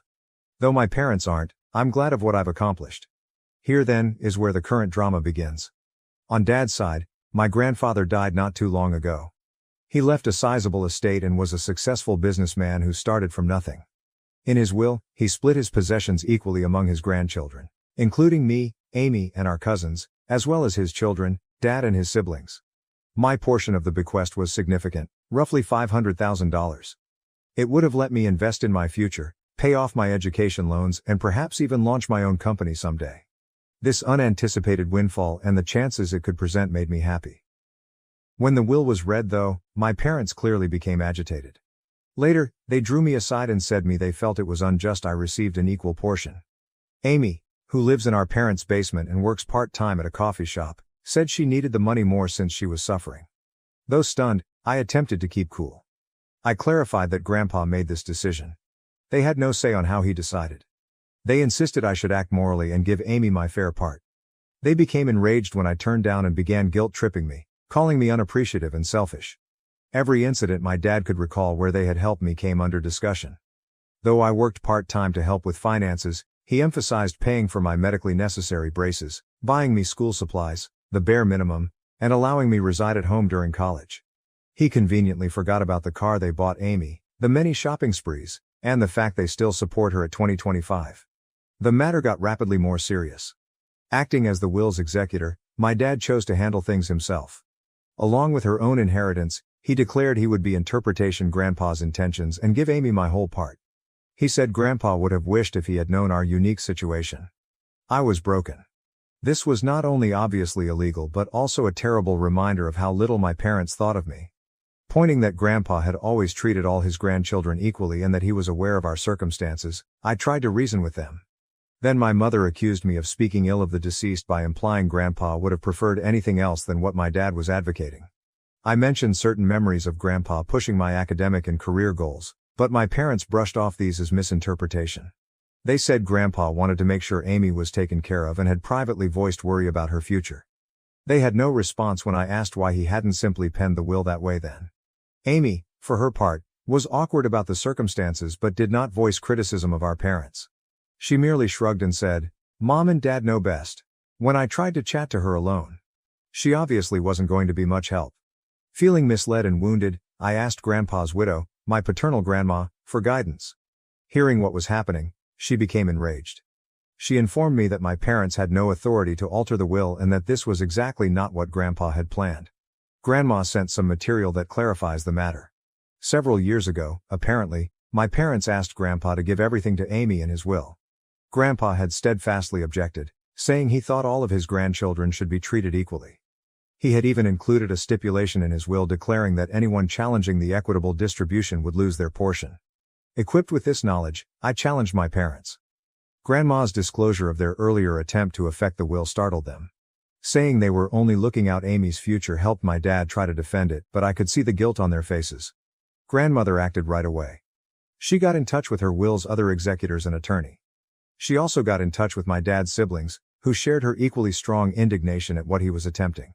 Taken together, they stopped my dad's scheme and guaranteed that the will would be carried out as stated.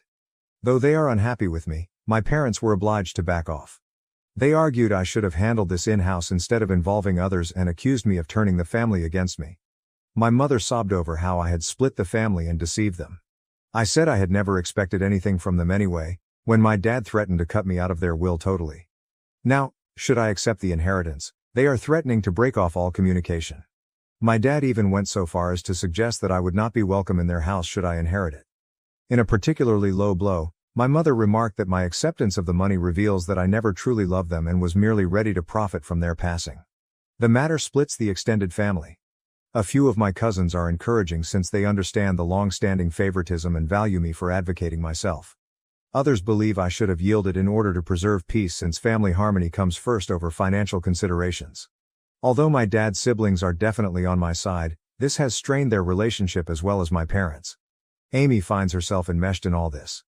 She confided in me privately that although she feels bad and didn't ask for this, she is not ready to challenge our parents. She's been trained her whole life to depend on them and seek their praise, hence I don't blame her totally. Still, a part of me longs she would help me just once. This circumstance has brought out a lot of past suffering and bitterness. I find myself remembering all the times I was passed over or discounted in favor of Amy, the birthday celebrations I missed, the school functions my parents missed, the successes that went unreported. This one occurrence seems to be bringing to a head a lifetime of unfairness. Though the whole affair has caused a great divide in the family, I am keeping my ground and want to take my inheritance as Grandpa meant.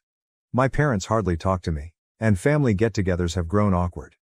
I missed our monthly family meal last week for the first time ever since I could stand the cold shoulders and accusing glares. Though there is turmoil, a tiny bit of me feels empowered. I'm confronting the unfair treatment by my parents for the first time in my life. I'm declaring my value and refuse to be written off. It's both terrible and freeing at once. Though I think I'm in the right here, the family drama is draining me. Something I hadn't experienced since college, I have started having anxiety attacks once more. To assist handle all this stress, I'm thinking about returning to therapy. Am I the one who should have refused to comply with my parents' expectations and accepted my inheritance? Should I have simply handed Amy the money to maintain peace? Although I'm bored of being the family scapegoat, I also fear losing my family totally. Any guidance or viewpoint would be much valued. Update. Since my first post 6 months ago, a lot has happened. I want to thank everyone for their support and guidance. It truly kept me strong during trying circumstances. Let me start with the legal aspect of things. Many of you advised, and I did see my own attorney. He verified that I had every right to inherit and that what my dad attempted was in fact illegal. He helped me record everything and ready to act legally should needed. Fortunately, things did not transpire as such. Along with my dad's siblings, my grandma and her attorney worked out matters without involving court. I got my whole fortune and the will was carried out exactly as intended. Because of his will manipulation attempts, my dad was removed as an executor. This was a somewhat demanding process spanning several weeks. My parents threatened litigation, there were tense meetings and furious phone calls, but ultimately the law was unambiguous and they had to back off. Still ongoing though, the family fallout has been noteworthy. At first, my parents doubled down on their viewpoint. They charged me with being avaricious and neglectful of my sister. They also sought to mobilize other family members against me, disseminating allegations that I had somehow coerced Grandpa into giving me money. Luckily, most of the family saw through their trickery. About 1 month following the will's acceptance, there was one really unpleasant occurrence at a family gathering. When my parents showed there unannounced, my aunt was hosting and hadn't asked them to come, they started a scene. Starting to shout about how I had taken from Amy and corrupted Grandma against her, my dad became saying I had ruined all these wonderful memories. My mother flung an old photo album squarely at my feet. It was awkward and terrible. It took several relatives to cool things down and persuade my parents to leave. Bless her heart, my grandmother turned out to be my most powerful supporter over all of this. She related tales of how my grandfather had always been pleased of my achievements and how he especially wanted to make sure all his grandchildren had equal chances. She even said Grandpa had maintained a scrapbook of my accomplishments, newspaper clippings of academic honors, copies of my college acceptance letters, and even the program from that university play my parents had been late for. This insight was sad as well as wonderful. Grandma also volunteered to straighten the records with the wider family. She organized a family gathering excluding my parents, laying out the entire history of my parents' partiality including events I had long forgotten or never ever heard about. Having someone at last recognize the unfairness I had gone through for years was vindicating, but it also reopened old scars. About my sister Amy, she at last found her voice in all this. She came to me personally and apologized for not sticking up for me earlier after some soul-searching and several long talks with our grandmother. She said she thought our parents' preference was improper, but she had been too terrified to confront it. We discussed our childhood and how it influenced both of us in great length and emotional intensity. Amy admitted that being the favorite child wasn't as wonderful as it seemed. She never learned how to stand on her 2 feet and felt great pressure to live up to our parents' expectations. She told tales of times she yearned to accomplish things on her own, but our parents would swoop in and handle everything for her, therefore depriving her of the opportunity to develop and learn from her mistakes. For our relationship, this talk marked a sea change. We began to mend the sibling link our parents' partiality had broken. Just the two of us have been routinely meeting for coffee to discuss and encourage one another through this family crisis. Declaring that she was going to pay for college with her inheritance astonished everyone. She claimed seeing me stand up for myself motivated her to start managing her own life.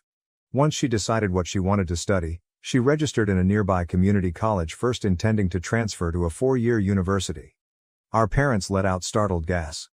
They knew, I believe, that their babying had not done Amy any favors. The response of my parents to all this has been diverse and changing. They first attacked both of us angrily. They tried to guilt Amy into quitting college to help the family since they said I turned her against them. They changed strategy when that proved ineffective. After several protracted talks with my grandmother and seeing Amy's great transformation, my mother began to recognize how damaging their actions had been. She has made some hesitant moves toward reconciliation, even beginning therapy to address her problems. She got in touch to apologies, owning that she had been unfair and requesting a chance to right things. It's a slow process, and while I'm gently hopeful, I'm also keeping strong limits. Sadly, my dad has been less likely to own any mistakes. Still furious, he feels as though he is the victim in all this. He has been chilly toward Amy since she chose to go to college and hardly speaks to me. He has tried a few times to control us, threatening to sell our childhood house should we fail to come to our senses or forgiving us should we realize we were wrong. Although we are both standing strong, it hurts to see him distance both of his children like this. The dynamics among the extended family have changed dramatically. I now live closer to my dad's siblings, who have been quite helpful, and my grandmother. Having heard from my aunts and uncles about handling my dad's challenging conduct over the years, it has lessened my loneliness in this fight. Deeper bonds with some of my cousins who stood by me have also developed. Starting a monthly cousin meal allows us to all catch up free from the drama of the older generations. For myself, I have been making sensible use of my inheritance. Having paid off my college loans, I now feel an amazing degree of financial freedom. Working with a financial advisor, I have assembled a varied investment portfolio. I have also set aside some funds to maybe launch my own company some years forward. Opening a community center with reasonably priced mental health treatments and financial literacy seminars is something I'm investigating. But for me, buying therapy for myself and volunteering to do the same for Amy has been the most significant application of the money. Both of us are learning to set reasonable limits with our parents and are working on healing from our childhood events. Though it's a long road, I already feel as though I'm developing in knowledge and ability to overcome emotional neglect and long-term partiality. This whole process has brought some surprising good improvements into my life. I now know a great deal about establishing limits and defending myself. Though I know I did the right thing, it hasn't been easy and there are still difficult days. I feel good about myself for resisting guilt and pressure. Among the most unexpected results has been a change in my work path.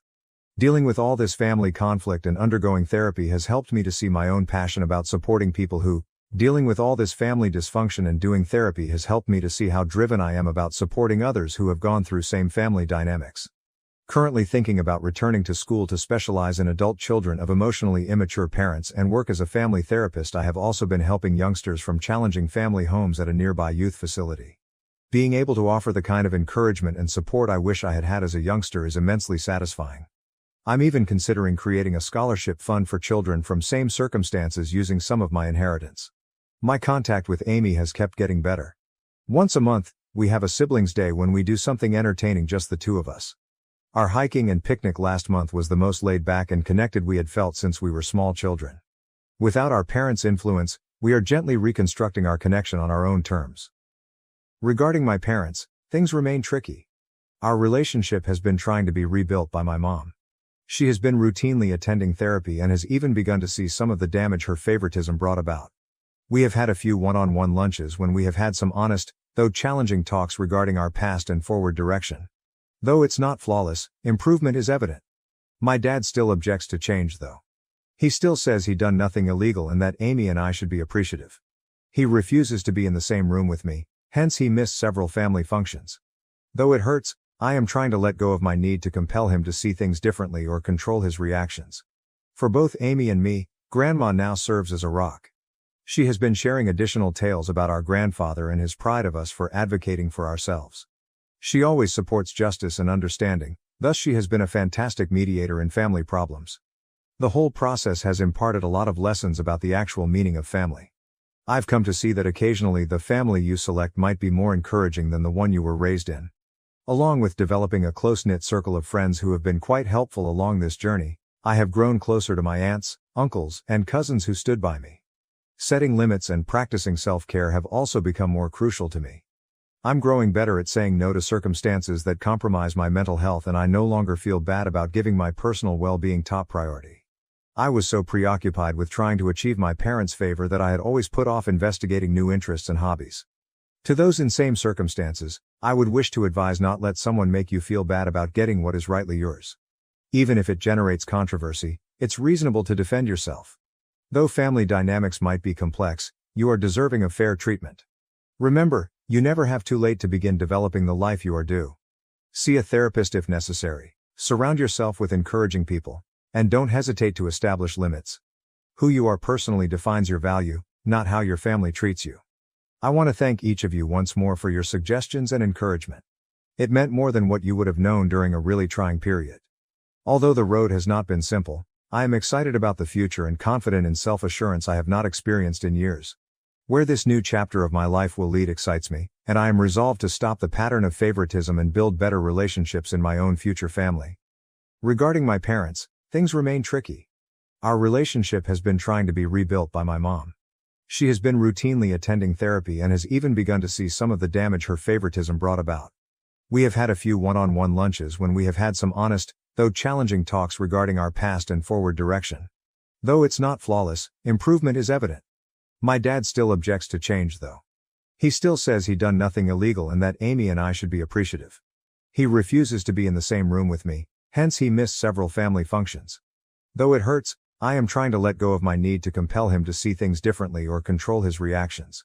For both Amy and me, Grandma now serves as a rock. She has been sharing additional tales about our grandfather and his pride of us for advocating for ourselves. She always supports justice and understanding, thus she has been a fantastic mediator in family problems. The whole process has imparted a lot of lessons about the actual meaning of family. I've come to see that occasionally the family you select might be more encouraging than the one you were raised in. Along with developing a close-knit circle of friends who have been quite helpful along this journey, I have grown closer to my aunts, uncles, and cousins who stood by me. Setting limits and practicing self-care have also become more crucial to me. I'm growing better at saying no to circumstances that compromise my mental health, and I no longer feel bad about giving my personal well-being top priority. I was so preoccupied with trying to achieve my parents' favor that I had always put off investigating new interests and hobbies. To those in same circumstances, I would wish to advise not let someone make you feel bad about getting what is rightly yours. Even if it generates controversy, it's reasonable to defend yourself. Though family dynamics might be complex, you are deserving of fair treatment. Remember, you never have too late to begin developing the life you are due. See a therapist if necessary. Surround yourself with encouraging people. And don't hesitate to establish limits. Who you are personally defines your value, not how your family treats you. I want to thank each of you once more for your suggestions and encouragement. It meant more than what you would have known during a really trying period. Although the road has not been simple, I am excited about the future and confident in self-assurance I have not experienced in years. Where this new chapter of my life will lead excites me, and I am resolved to stop the pattern of favoritism and build better relationships in my own future family. My dad stole my identity and opened 3 credit cards in my name. He told me that since I'm young I can do without for a few years. I found that my dad used my information to open 3 credit cards over the last year. When I went to get a pre-approval for a mortgage, I was told by the lender they wouldn't be able to give me a home loan because of the defaulted credit cards. They also said I probably wouldn't be able to get a loan from any lender because of it and gave me a sheet of paper explaining what I'd need to do in order to fix it. When I tried disputing the cards, one of which is already in collections, the disputes got closed out as the debts were verified. I told my divorced parents about it and their answers were pretty wildly different. My dad said that these things happen, and that I should be more careful in the future with my social security number. Seeing as I've always been careful, that made me pretty mad. My mom said she thinks my dad might have something to do with it since opening credit cards in her name had a part to play in their divorce. She told me he ran up about $50,000 in credit card debt on secret credit cards. A few days ago, I ended up casually telling my dad I'm going to have to file a police report for the credit cards.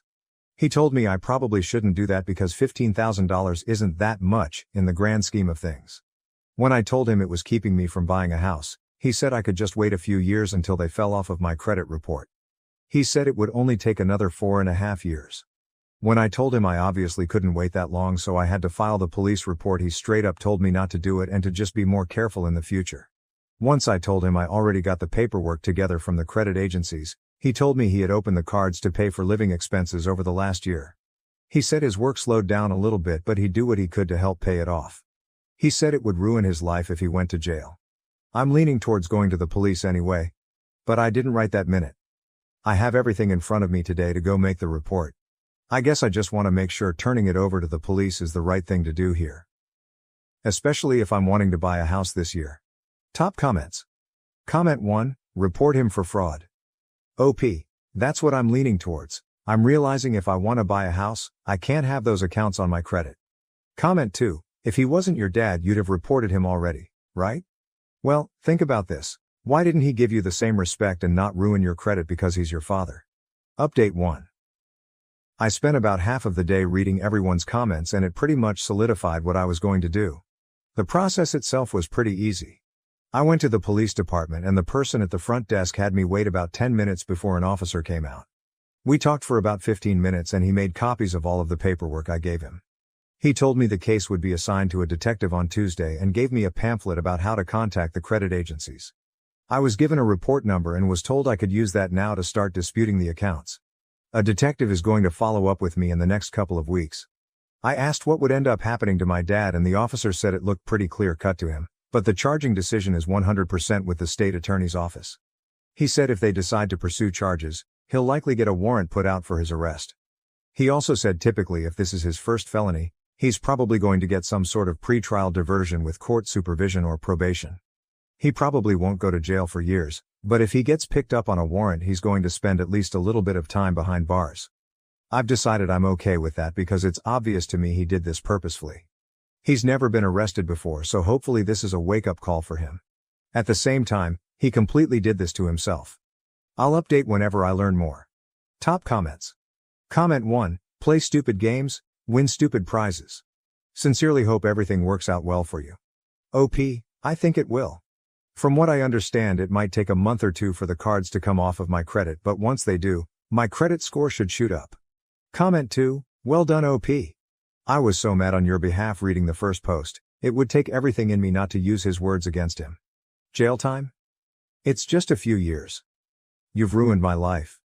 No. You did it by trying to ruin mine. I hope the marks come off your credit report like it's made of Teflon. Good luck on your home ownership journey.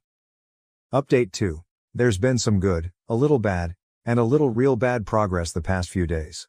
The good, I used my report number and disputed every account.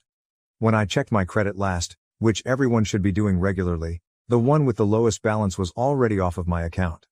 The other cards and the collection account are still showing, but I have hope they'll be falling off in the next few weeks. I also received a call from someone at the prosecutor's office who had a couple of extra questions for me and asked if I would be willing to testify if they charged him. I said yes and they said they would be making a decision on their charges before the end of the month. The bad, obviously, someone talked to my dad about this because the last time he talked, he scolded me for going to the police and hasn't talked to me since. One of my brothers was also pretty mad at me about it and hasn't talked to me in over a week. The rest of my siblings and my mom understood where I was coming from. The real bad, one of my other brothers, not the one who was pissed, found 2 open credit cards on his credit which weren't his. He checked his credit score for the first time in a couple of years and he said it was down about 150 points from where it used to be. He's now in the process of dealing with that. He doesn't have any positive proof, yet, that it was our dad. But the fingers are pointing in that direction. This still blows my mind that a dad could do this to his own children. I'm moving forward though, I still hope to be able to purchase a house before the end of the year. Additional information from OP, also, I think all of my other siblings, there are 6 of us, are checking their credit too. Probably for the best. New update. This is going to be my final update as it seems like this has gone viral and hit a few different big websites. I'm happy to say my credit has completely returned to normal. All of the disputed accounts are now gone. Obviously I'm excited about this since it gives me a solid financial future. I also received a letter from the prosecutor's office 2 weeks ago and they said they are going forward with a charge of what is basically identity theft. I spoke with an assistant prosecutor and they explained they'd be putting out a warrant shortly but that as a first-time offender, they'd probably offer a misdemeanor charge and a plea. My dad was arrested last Friday after a traffic stop. He got out of jail the next day and has a new court date in late August according to the Public Records website. He called me and told me I'm dead to him and to never contact him again. My brother who found credit cards opened in his name has made a police report as well, but apparently the addresses are different on the accounts. He was told it was unlikely it would be prosecuted but he's working on getting them off of his credit. Additional information from OP, just wanted to give everyone who commented in my other posts a shout out. You have all given me the courage to do this.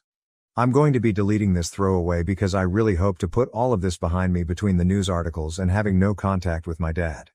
Don't let things like this sneak up on you. It breaks my heart to do this to my dad, but he did this to himself. My ex-girlfriend claims my current girlfriend manipulated her into ending our 4-year relationship. Am I the asshole? I, 28 years old, am really confused about the events of the last month. My ex-girlfriend Julie, 29 years old, thinks that my current girlfriend Mindy, 28 years old, is manipulative and sabotaged our 4-year relationship.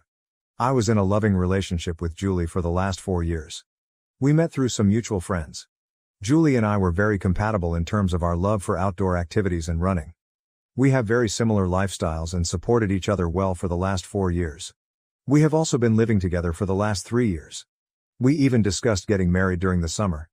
Everything was great and I was planning to propose to her over the holidays.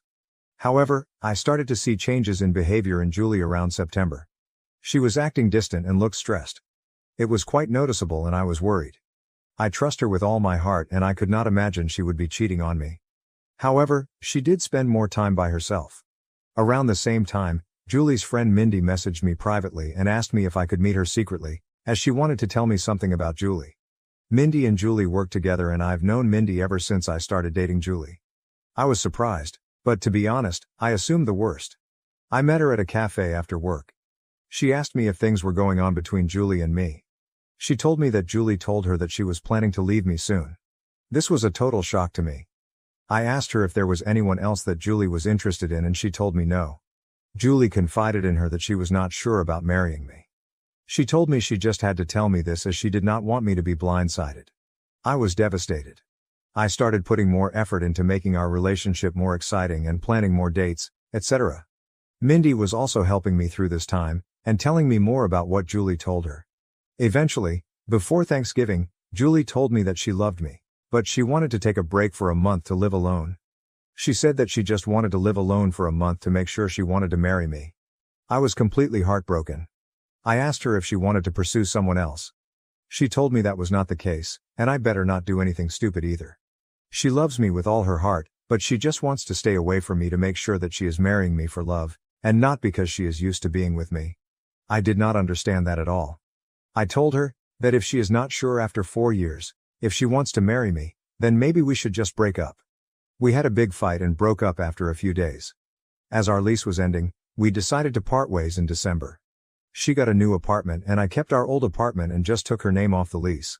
After the breakup, I was feeling very lonely, as I was not used to being in the apartment alone.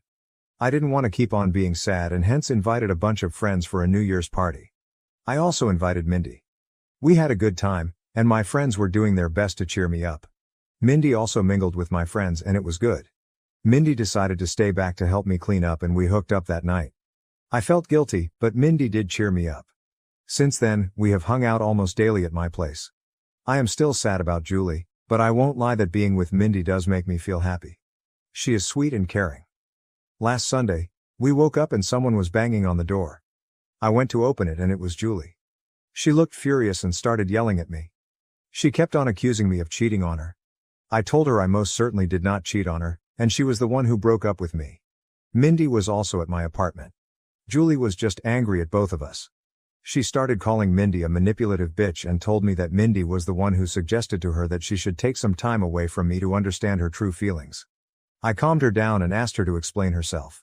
She told me that ever since our marriage talk, she told Mindy about it and Mindy kept on asking Julie if she was sure about marrying me. Mindy suggested she take some time to herself to understand her true feelings and that I will understand and give her space. When I said no, Mindy convinced her that I was so controlling that I could not even give her 1 month to herself and convinced her to break up with me. Mindy told me that she did not say any such things, and these were all Julie's ideas and she was just there during these conversations. She did tell Julie that she told me about some of the things so that I get a chance to make things right with her over the last few months. That made Julie more angry and she started accusing me of emotionally cheating on her. Julie told me that the last few weeks have made her realize that we were meant to be together, but she now cannot believe I could move on from a 4-year relationship in a week. On one hand, I want to believe Julie, but she broke up with me for no fault of my own. Mindy was there for me when I was down, but now I also doubt her. She suddenly started talking to me out of the blue as we were never really close before, and immediately became my support after the breakup, although Julie was her close friend. Am I the to emotionally cheat on Julie? Should I have told her about Mindy's texts? Should I have not moved on from her so quickly, even though Julie broke up with me? I was just hurting and Mindy was right there to support me. I need advice from someone with a clear mind on what the fuck is going on. Relevant comments. Comment 1. Sounds like you and Julie need to talk privately and discuss what Mindy said to each of you. As others said, this sounds all too convenient. Mindy was in both of your ears telling you both what she wanted you to hear to orchestrate this whole thing. Please reach out to Julie and ask her to talk to you alone. Even if you both don't get back together, I'm sure you care for each other deeply and she would want you to be with someone who cares about you and won't manipulate you, and her. Her manipulation of you is more direct, but Julie is the victim as well. OP, you are right. If Julie is right, I just threw a 4-year relationship under the bus in 2 weeks. Comment 2. So what's your reason for sleeping with your ex's good friend weeks after the breakup? It's understandable you wanted to move on, but why her? OP, I was not planning on it. But she just stayed back after the party and things happened. Did I feel guilty after that? Yes. I felt discarded and unwanted after a 4-year relationship and was not thinking straight. Update 1, 28, posted last week regarding my girlfriend Julie, 29, accusing her friend and co-worker Mindy, 28, of sabotaging our relationship. Julie broke up with me in December after a 4-year relationship and Mindy reached out to me when I was feeling down. However, when Julie realized Mindy was talking to me, she confronted both of us last Sunday morning and told me that Mindy manipulated her to break up with me. The worst part was I was not thinking straight after the breakup and ended up hooking up with Mindy after a New Year's party. After the incident, I asked Mindy if I needed some time and did not meet her. Since then I made the following post on Reddit and had 3,000 people call me an idiot. I am sorry for the long post, but I wanted to say that we were not idiots to not see what happened. You guys read an abridged version of events in 5 minutes, while we lived it for the last 7 months. I messaged Julie every day since then, to try and talk to her. She did not reply to my messages. I was not sure if she blocked me. Mindy was constantly trying to message me, asking if we could meet and talk about it. On Wednesday, one day after posting, I decided to message Mindy. I told her to tell me everything she said to Julie truthfully.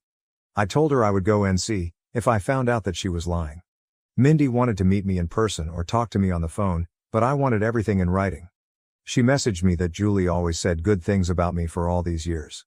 When Julie told her about us talking about getting married in 2024, she was happy for both of us. However, Julie started telling her that she had cold feet and was not sure if she wanted to marry me because of issues she observed about her parents' marriage. One day Julie told her she wanted to take a break from me. She was not sure about her true feelings for me. That was the time Mindy told me about Julie's behavior, as she felt bad for me, as we were already telling our families about the engagement plans. After our fight, she said that Julie was extremely upset and told Mindy that she would never marry me.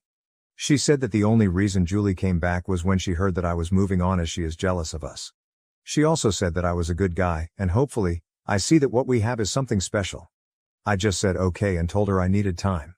I kept on messaging Julie once a day to at least talk to her once. It was heartbreaking to think that she may have blocked me and may never talk to me again. On Friday afternoon, Julie finally replied. She said she wanted to meet me and told me she would come to our apartment on Saturday afternoon. I cleaned the place up and was just feeling deep guilt from inside before facing her. When she came in, she looked like a shell of herself and completely broken. I sat on our sofa, but she chose to sit away from me. We asked how we both were, but it was clear that none of us were doing well. I started apologizing, but she stopped me. She asked me to let her finish and not to interrupt her. She had brought her little notebook and had written down things she wanted to say to me. She told me that she truly loved me. But after we discussed getting married, she started feeling scared of the next big step. She thought those feelings were normal and would go away. So she decided to not discuss her concerns with me. It kept on eating her from inside, and she made a mistake to talk to Mindy about them. She said that she wanted to say everything to me now, so I don't get secondhand information about why she was distant and broke up with me. She said that her parents had a very rocky marriage, though they were together until her mom passed away in 2021 during the pandemic. Her parents argued constantly, and she always thought her mom did not love her dad. However, her mom was extremely dependent on him for everything, and her dad knew it and hence didn't treat her well. She never wanted to be like her mom after the marriage. However, as we lived together, she started seeing some of those issues in our relationship. For example, when we met, Julie had a lot of credit card debt and was bad at managing her money. I helped her with that. Even though we have separate finances, I ended up managing all her finances, investments, etc. At her request, to the point that she did not know or understand where her money exactly was. She also said that we always enjoy making nice meals for dinner every day. However, whenever I work late, she completely loses any motivation to cook and ends up eating cheese and crackers like a toddler for dinner. She also complained that in the last 4 years of our relationship, I have never said no to her for buying anything.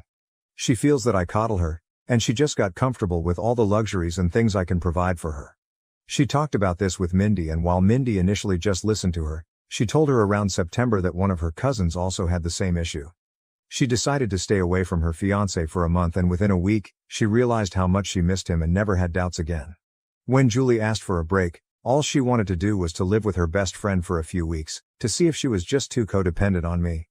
She knew I was planning to propose during our Christmas trip to my parents' house, and when I told her that she could not take a break, she just freaked out and broke up with me, as she did not want to be engaged without knowing for sure that we won't end up like her parents.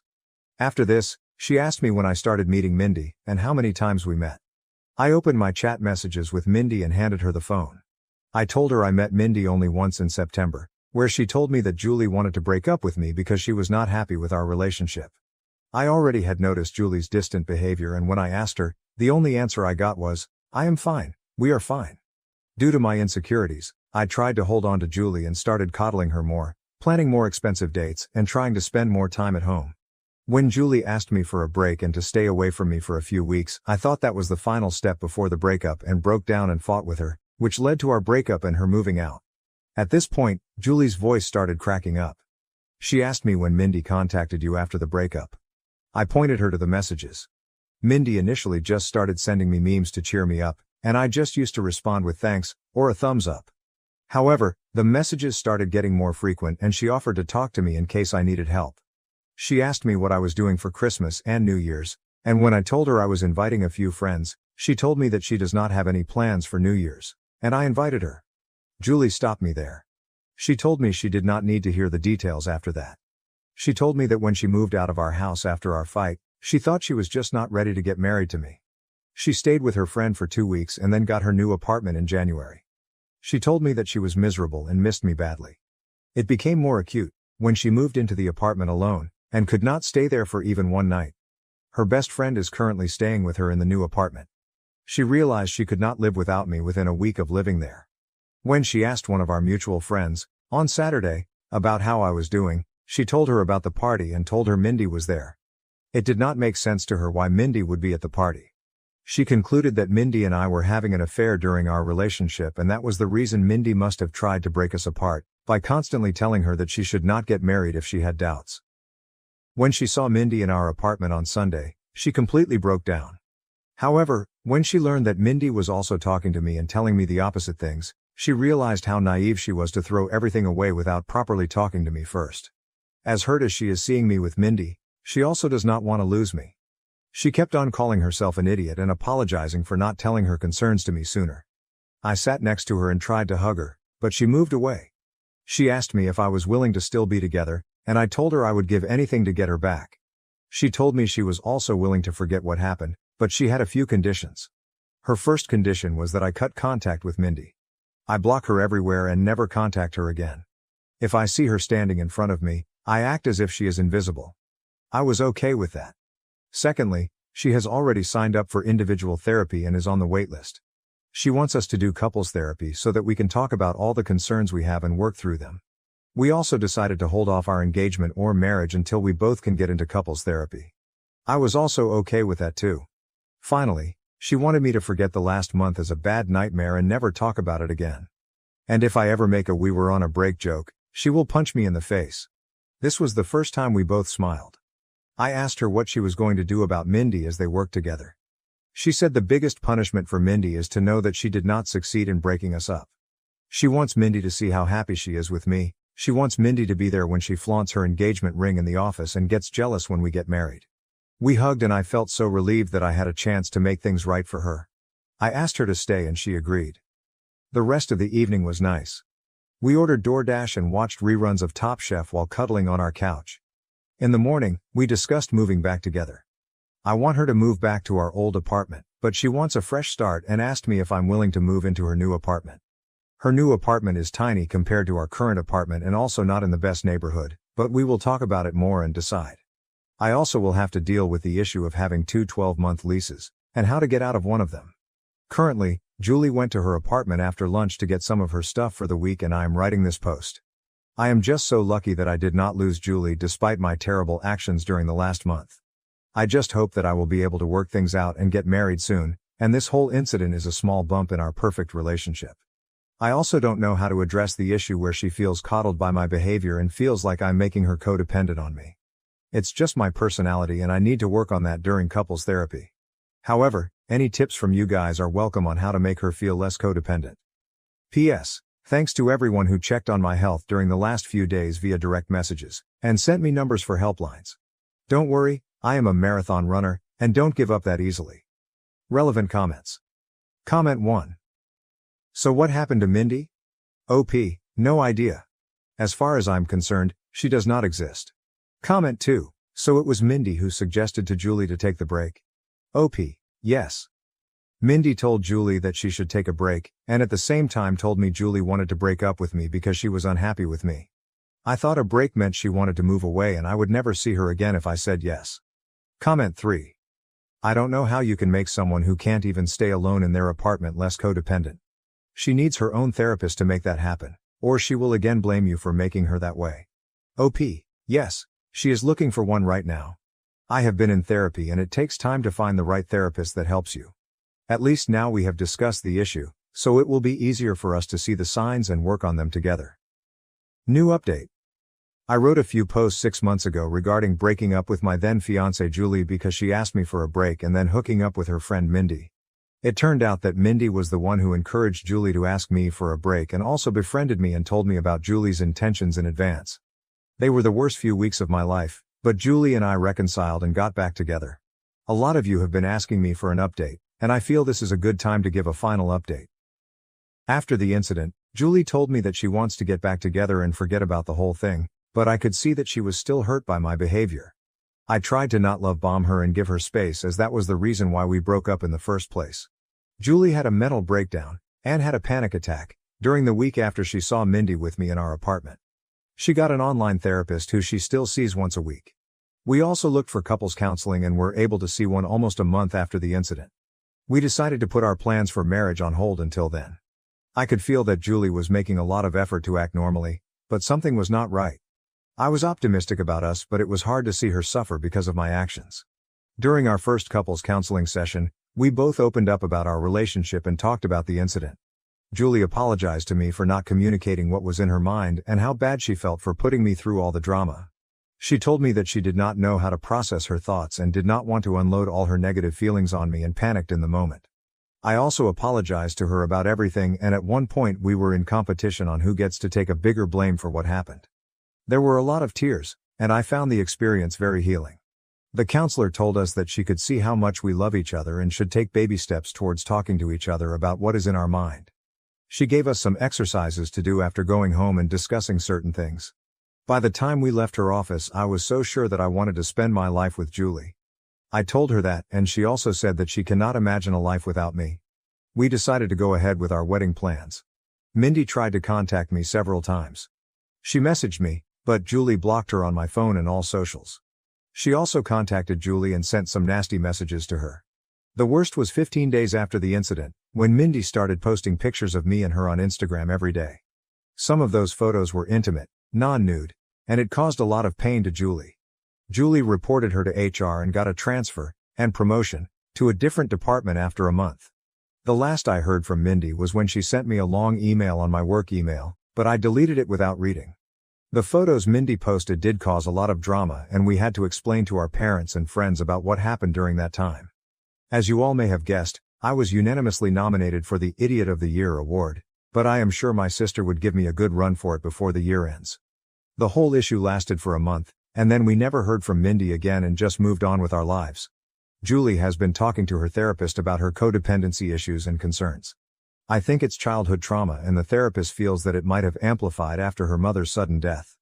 I have been trying to help Julie slowly take interest in our finances. Recommend Ramit Sethi podcast. But she is allergic to money talks and always changes the subject. I was able to break the lease that Julie signed by paying some penalty, and we stayed in our old apartment. However, Julie wanted to move out of it as soon as possible because of the bad memories. We purchased a single-family home a few months ago in a nice suburb and moved there in May. I don't think that issue of codependency is resolved and probably may have increased after the incident, but I love her, will always be there for her when she needs me. On to the main update. Julie and I got married last Saturday in a nice intimate ceremony held at my father's country club. All our family and friends were present, and I could not have asked for a better evening. I wish I could share photos of Julie in her wedding dress because she looks stunning. We plan to leave for our honeymoon next week, and I could not have been happier about how things turned out. Hopefully, in 25 years, Julie and I would look back at this incident as a small blip in our perfect life. Relevant comments. Comment 1, looks like a happy update after all. Make sure to keep communicating about any issues either of you might have, and don't be afraid to go back to counseling if it's needed. OP, thanks. We did attend couples counseling for 2 more sessions, and it was good to talk through our expectations about each other. I know not everyone needs it, but would highly recommend it to any couple getting married. Comment 2, I'm sorry, how are you the idiot for her leaving you because her BFF got into her head? Also, how is your sister trying to take away your championship belt? OP, I feel like an idiot because I should have taken some time before moving on to the next girl willing to be with me. Julie and I were in a relationship for 4 years and I almost threw everything away in 15 days. I feel if you read the first post in isolation and the 3K plus comments, you would also see why I am an idiot here. My sister is a goofball. I am sure she will do something more stupid before the end of the year. There is no way in hell I will win that title when she is around. After being engaged for 7 months, I struggle with my fiancé's abusive family. Am I wrong for wanting to leave? I've been dating my fiancé for 4 years and have been engaged for 7 months. We are trying to plan out a wedding for roughly fall next year. Her childhood was terrible and abusive, to put it mildly. Her parents were raging narcissists, and she was the scapegoat for her 2 brothers. She was abused and thrown out the moment she turned 18. She was, however, a great student and hard worker, so with some scholarships and a part-time job, she has a great career and is pretty independent. The problem is that she still had contact with her family. None of them have changed. Well, actually something has changed. They have become more financially dependent on her. They enjoy slowly creeping back into her life and emotionally blackmailing her for support or whatever she can do. They're not pleasant about it either. They're rude, smug, and generally enjoy being a nuisance. And my fiancé can't say no. No matter the horrible things they say or how they outright try to intimidate her openly.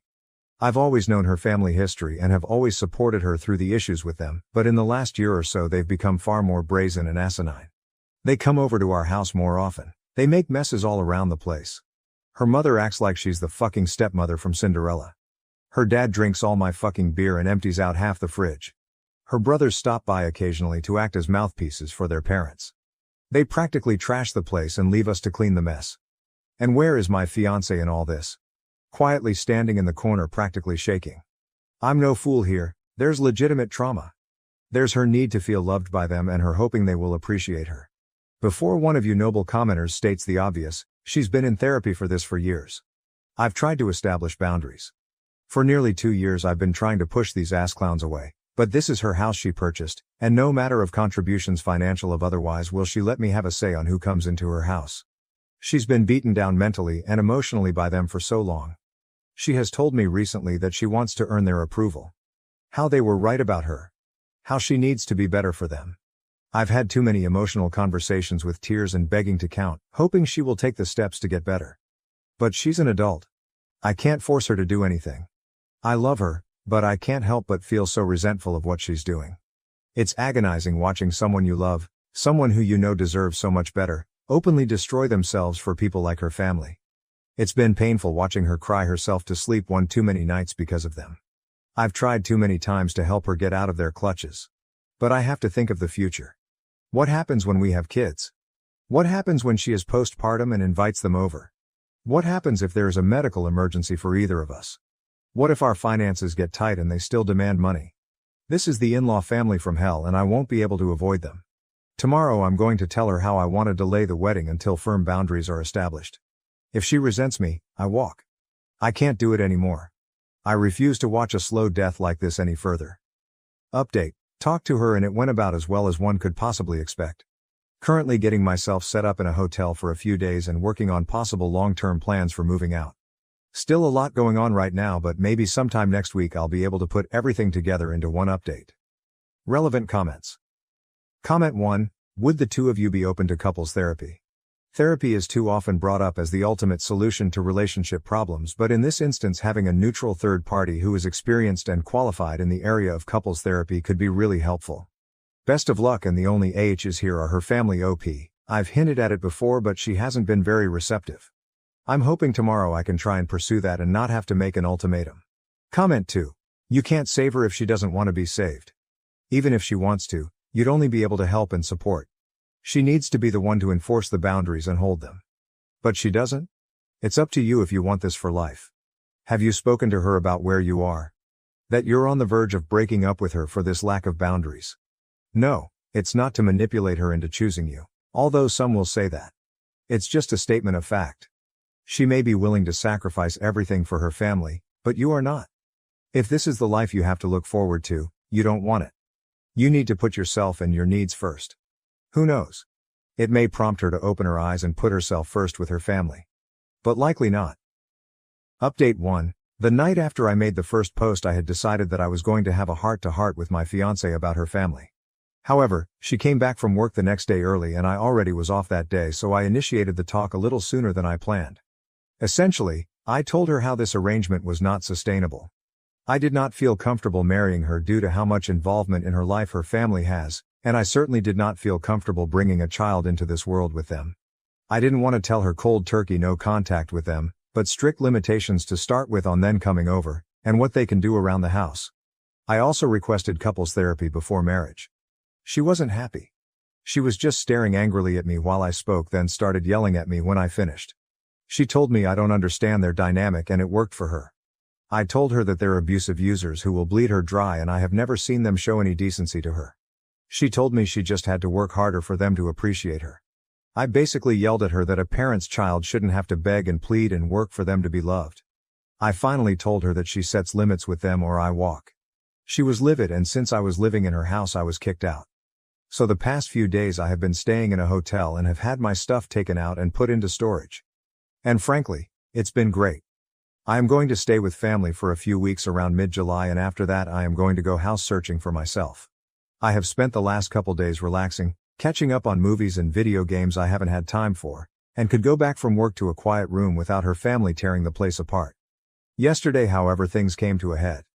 We have basically been no contact since she booted me out, but I know every Saturday her family loves to spend the afternoon over and she uses me as a shield from their abuse. However, in a very petty move, I simply kept my phone muted all day and played Disco Elysian. I knew she would call back for help with her family, and at this point pure resentment was kicking in for her and I wanted nothing to do with her issues. By the end of the night she had sent me over a dozen texts and finally 2 frantic voicemails begging me to come home. I decided to come over to check up on her. Long story short, she was sobbing in the living room, and when I came to talk to her she was practically crushing my back, hugging me and sobbing. I gave her time to cool off and asked what happened. Long story short, her parents and brother came by to gift money from her and say horrible shit to her. She wanted to have me come over to help, but I was ignoring her. And when she tried to have one of her friends help out and everyone basically said fuck that, it all started clicking in for her. She kicked her family out, but not before they said some utterly vile shit to her I won't repeat. She kept apologizing to me and told me over and over to come home. I told her plainly that I had started to build up heavy resentment towards her for some time, and while I loved her and understand it was trauma and not her being outright abusive, there was major issues that would need to be addressed if we were to move forward. She sells the house and moves.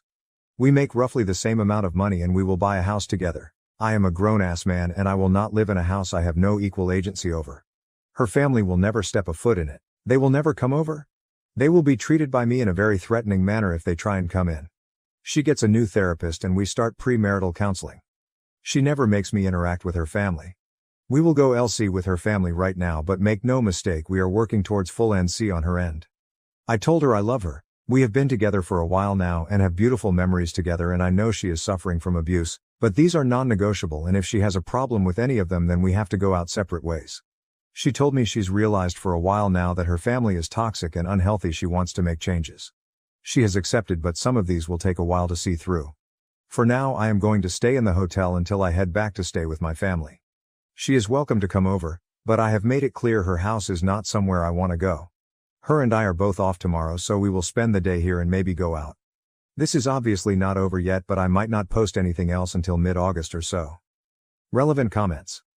Comment 1. It's cute you think she won't continue to choose her family over you, but it's going to be even worse once you're legally bound by a home purchase. Comment 2. She isn't going to follow through. She is going to do anything she can to keep you around as her shield, but she isn't going to cut them off. And if you get a house together and God forbid have a child, you're then tied to them and your child is tied to them for the rest of your life. The best thing you can do is step away. Update 2. Despite all intentions of not updating until much later with the hopes of an improved relationship with my fiancée and her establishing boundaries with her toxic family, we are now broken up. Essentially what happened was after last weekend where I left her for the time to deal with them herself, she seemed to finally grasp the situation and was open to changes including boundaries and a possible move. We spent Monday and Tuesday hanging out in my hotel that I was staying in until I went back to my family for a couple weeks. The other night she was being very vague with texting when she originally was supposed to come over. She came much later than expected and I knew something was up. She basically unloaded on me how I was abusive, controlling, overly demanding and unsupportive. It took me 5 fucking seconds to figure out she was repeating verbatim some sort of rehearsed speech from her parents. And to be honest, I was so agitated at this point despite making a huge gamble on her I decided to be a prick about it. I asked her if her family told her to say this. She said they suggested it to her but she came up with it herself. Sorry. I asked her to explain in detail what I did. She said I was living like a parasite off her. I reminded her that I'm paying 50/50ths for her fucking mortgage, 50/50ths for utilities and groceries as well. I have my own car I pay for. A job that makes just about as much as hers, unlike her fucking leech parents who demand payments on the weekly and raid the kitchen on the weekends. I told her to try again with something better. She looked flustered and said I was trying to isolate her. I kinda smirked like a jackass and told her that I have always supported her many friendships that she has destroyed on her own because no one wants to deal with her family or be used as a shield like me. I was practically demanding to know at this point why she is so hell-bent on destroying her life for these people. She just kinda shouted that I don't understand her family and she's just trying to earn their love back and was basically ranting at that point. It's just so staggering to see up close. I have ventured into a few subreddits to get perspectives, and if you have any familiarity with them you'll see how people who are victims of abuse by their own family can be so utterly broken by it that it'll wreck their brain to where they truly believe they are the problem and they deserve the abuse. Well, that's how she was. She was utterly broken and didn't want help. She didn't want to get better, she just wanted to get worse. It hit me like a truck honestly, the realization. I really did feel like a fool for trying, even if it was what I was supposed to do in the first place. She was practically berserk at this point and I was just mentally exhausted and needed her to leave before someone called the police. She finally left but I had a few concerned neighbors check on me. Some of her friends are aware as they have messaged me checking on the situation. I told them the truth and that I just needed to be alone to think what to do next right now. They have revealed that she has given them similar rants after they expressed concern for her. One had even heard that she may be possibly at risk of losing her job. She is definitely having some sort of mental break. From my understanding, she is now completely isolated. She is actually sprinting into a horrible lonely life right now. There's nothing I can do for her at this point and as selfish as it sounds I'm just glad it's going to be behind me. Relevant comments. Comment 1, move out, cut all contact, move on. You can't make someone help themselves. Comment 2, sorry it went this way, but you can't help someone who doesn't want it. In many ways, she sounds like an addict, and her addiction is to the vile treatment she gets from her family, and to the faint hope that they'll love her someday. She has to hit rock bottom, just like any addict, but you shouldn't be around when that happens. Update 3, things have kinda wrapped up but there were some loose ends.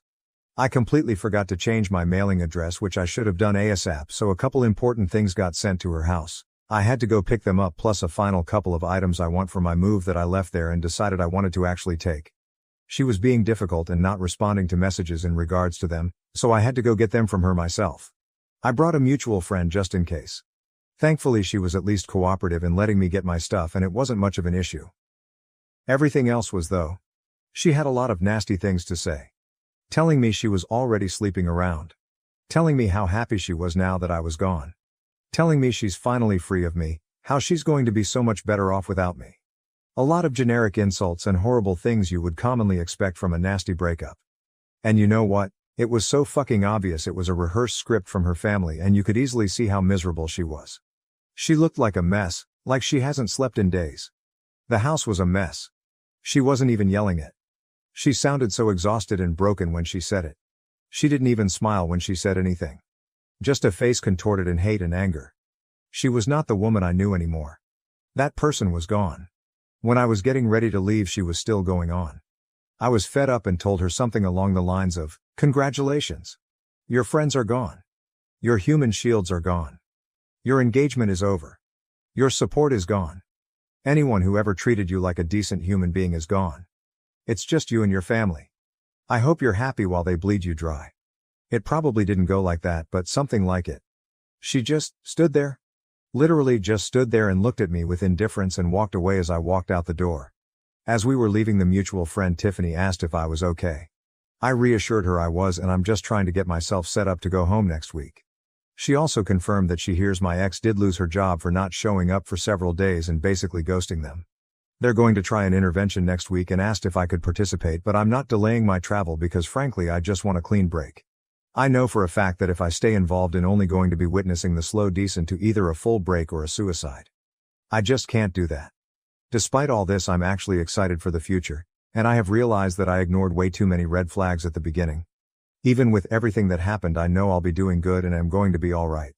I expect this to be my final update. I'm still in town until Sunday afternoon, so something could happen while I'm still here, but if anything does, it won't be exciting. Comments. Comment 1, not participating in the intervention was the right choice. Maybe it'll help her, but not your problem. She's proud of sleeping around? Comment 2, she's becoming her family. You did the right thing. I come from a family much like hers. I've watched multiple cousins evolve into the next generation of abusive AHs after once swearing they'd get away. They cared more about their family's approval than they did their mental well-being, and now they're miserable and just like their parents to their own kids. I punched an autistic kid after he groped me and now everyone hates me. Am I the jerk? That grope was the last straw. I have known Troy since nursery, kindergarten for Americans, or just anyone, and he has always been a baby. It was always his autism that made him who he was. I don't know why, but he always had a crush on me. I rejected him gently multiple times, but he never took no for an answer. As we grew older, he got worse. He started commenting on my chest. Asking to touch them. Asking to see them. His friends kept trying to convince me to show him because nobody would be nice enough to give him a chance. And in year 7, 6th grade, he started groping me. I told teachers, but they kept saying that his autism doesn't make him know any better. It was only me. He got jealous when I was in the presence of another guy. He would have meltdowns and I got into trouble because I knew how upset he would get. No, I didn't. It was like my only purpose was to be his.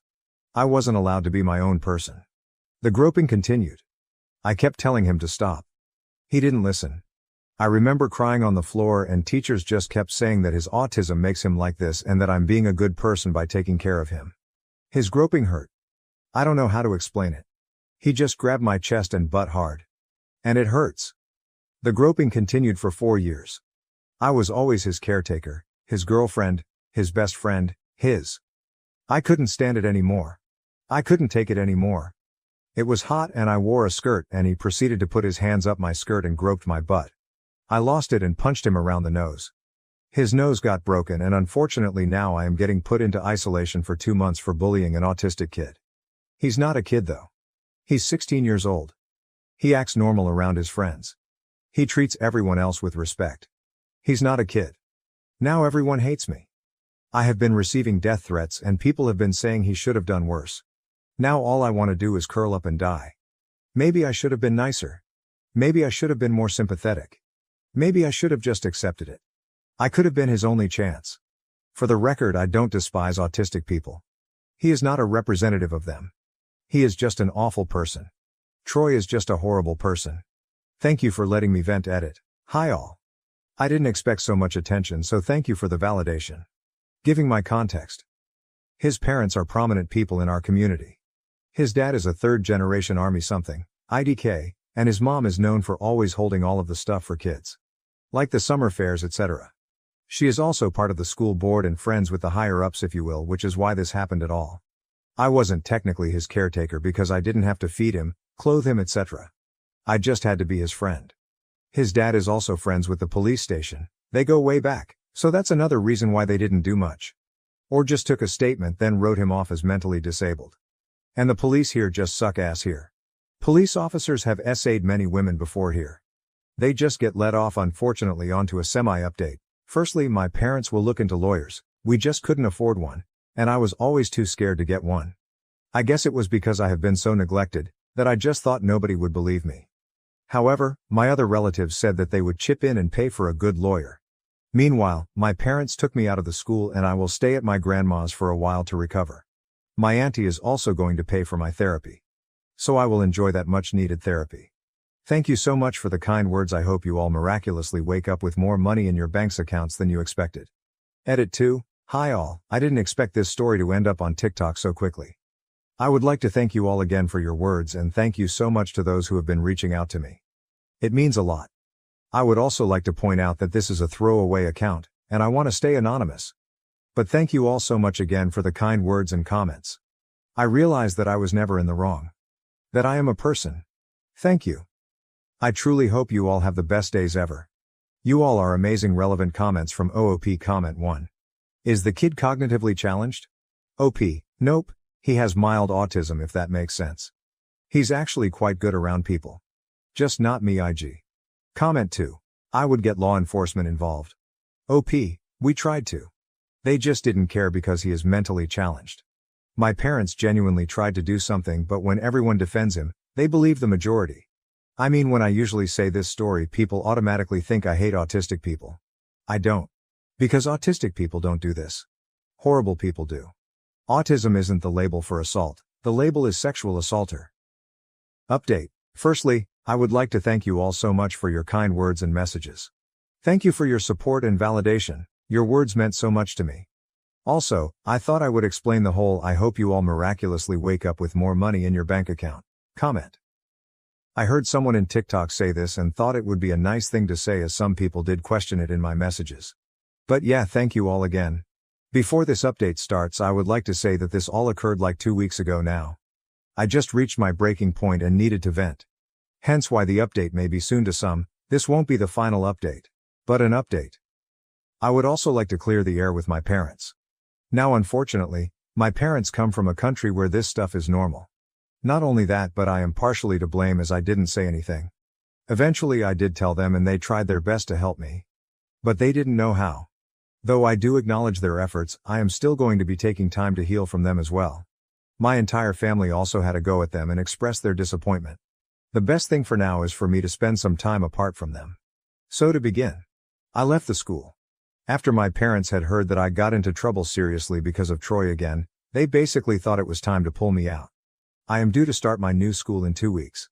I have also been trying to settle at my grandma's house as I just needed a fresh start with fresh people. To be honest, I have never felt so free. I have had to deal with that torment for years and years. So now I can enjoy the pleasure of walking home and not seeing him or bumping into him. So I feel great. On to the serious stuff. As I had mentioned, my family basically decided to pay for a lawyer, and we are now hoping to have a lawsuit against basically everyone involved. My grandma also had a go to put nicely with the school's board for basically allowing nepotism to harass other girls. She called all of the teachers a disgrace for endangering not only me but other people, and saying how none of the teachers who allowed this deserved to even step foot into a school. This experience has also not been all sunshines and daisies. After the suit was claimed or made, IDK, my parents got letters and messages basically asking for the case to be dropped. My parents obviously said no. But it still didn't stop the harassment. I eventually got harassed too. All of the people giving me death threats decided to go into graphic detail on what Troy wanted to do to me. Spoiler, it wasn't great. And Troy's parents showed up on my doorstep demanding to see me and talk to me, and how Troy is ready to apologize. Thankfully by then my uncle and I had been on the way to my grandma's house. However, my parents obviously didn't let them in regardless and said that if they wanted to communicate it had to be through a lawyer. The harassment didn't stop. And eventually Troy sent me a message on a burner account detailing all of the things he was going to do if got the opportunity to, and that I should be grateful that I managed to walk away with just a groping. Troy also kept spewing on about how I'm nothing but a whore or slut, etc. And I should be grateful that someone so popular even looked my way. He kept saying how if I had just let him fuck me, he wouldn't have groped me. However, I know if I did that I would no longer be myself. I would be his property forever.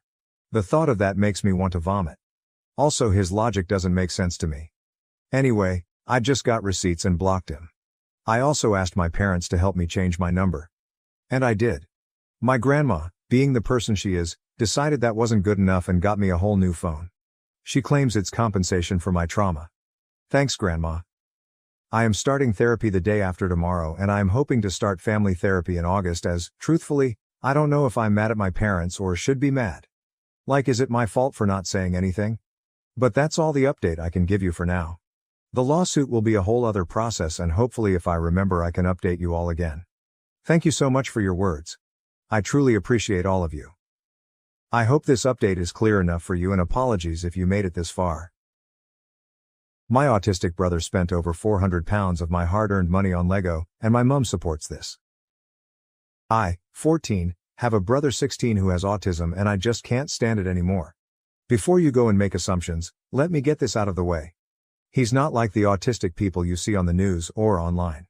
He's a perfectly functional, intelligent person. However, he becomes violent when he doesn't get his way, and his brain doesn't get toilet messages, regularly pisses, shits himself.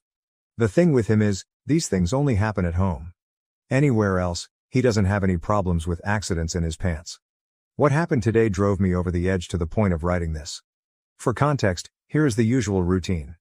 I woke up to him on my bed hitting me repeatedly. My parents are downstairs making breakfast, oblivious to this. He won't stop, so I shout for my mom. She comes upstairs, gets him off me by rewarding him with chocolate, and proceeds to yell at me for shouting at her, and confiscate my electronics for an hour. When I get home from school, all is fine. I do some homework and go on the Xbox. After around 30 minutes on the Xbox, he does the same thing. Hits me over and over, leaving me with no choice but to call for my mom. She again rewards him for stopping, before proceeding to tell me off, and confiscate my electronics for the rest of the day. I'm writing this with the phone one of my friends bought for me, which I keep under my bed, as this is the only way I get to use technology for over 40 minutes a day. A reminder that this is the daily routine and has been occurring for at least 5 years. However, what happened today was even worse. He'd seen a Lego set that he wanted and beat me up until he got it. I shouted for my mum, but this time, she did something different. She let him order all the Lego he wanted, from my debit card. I've been saving up doing my paper round for 2 years to buy a PC, and he just blew £400 of my money on Lego. I hate this. I hate my life. It feels like I'm only living to suffer. This post is purely me venting, and will likely not go anywhere, but I don't care. With all that said, is there anything I can do about this? I'm a minor in the UK if that helps. TLDR, my autistic brother spent over £400 of my hard-earned money on Lego, and my mum supports this edit. Thanks for all the supportive comments. I didn't think anyone would care. Edit 2, 2,000 upvotes. You guys are insane. I didn't think anyone would care about this, but obviously you guys do. I'm writing an update to answer some of your questions, and explain my next moves.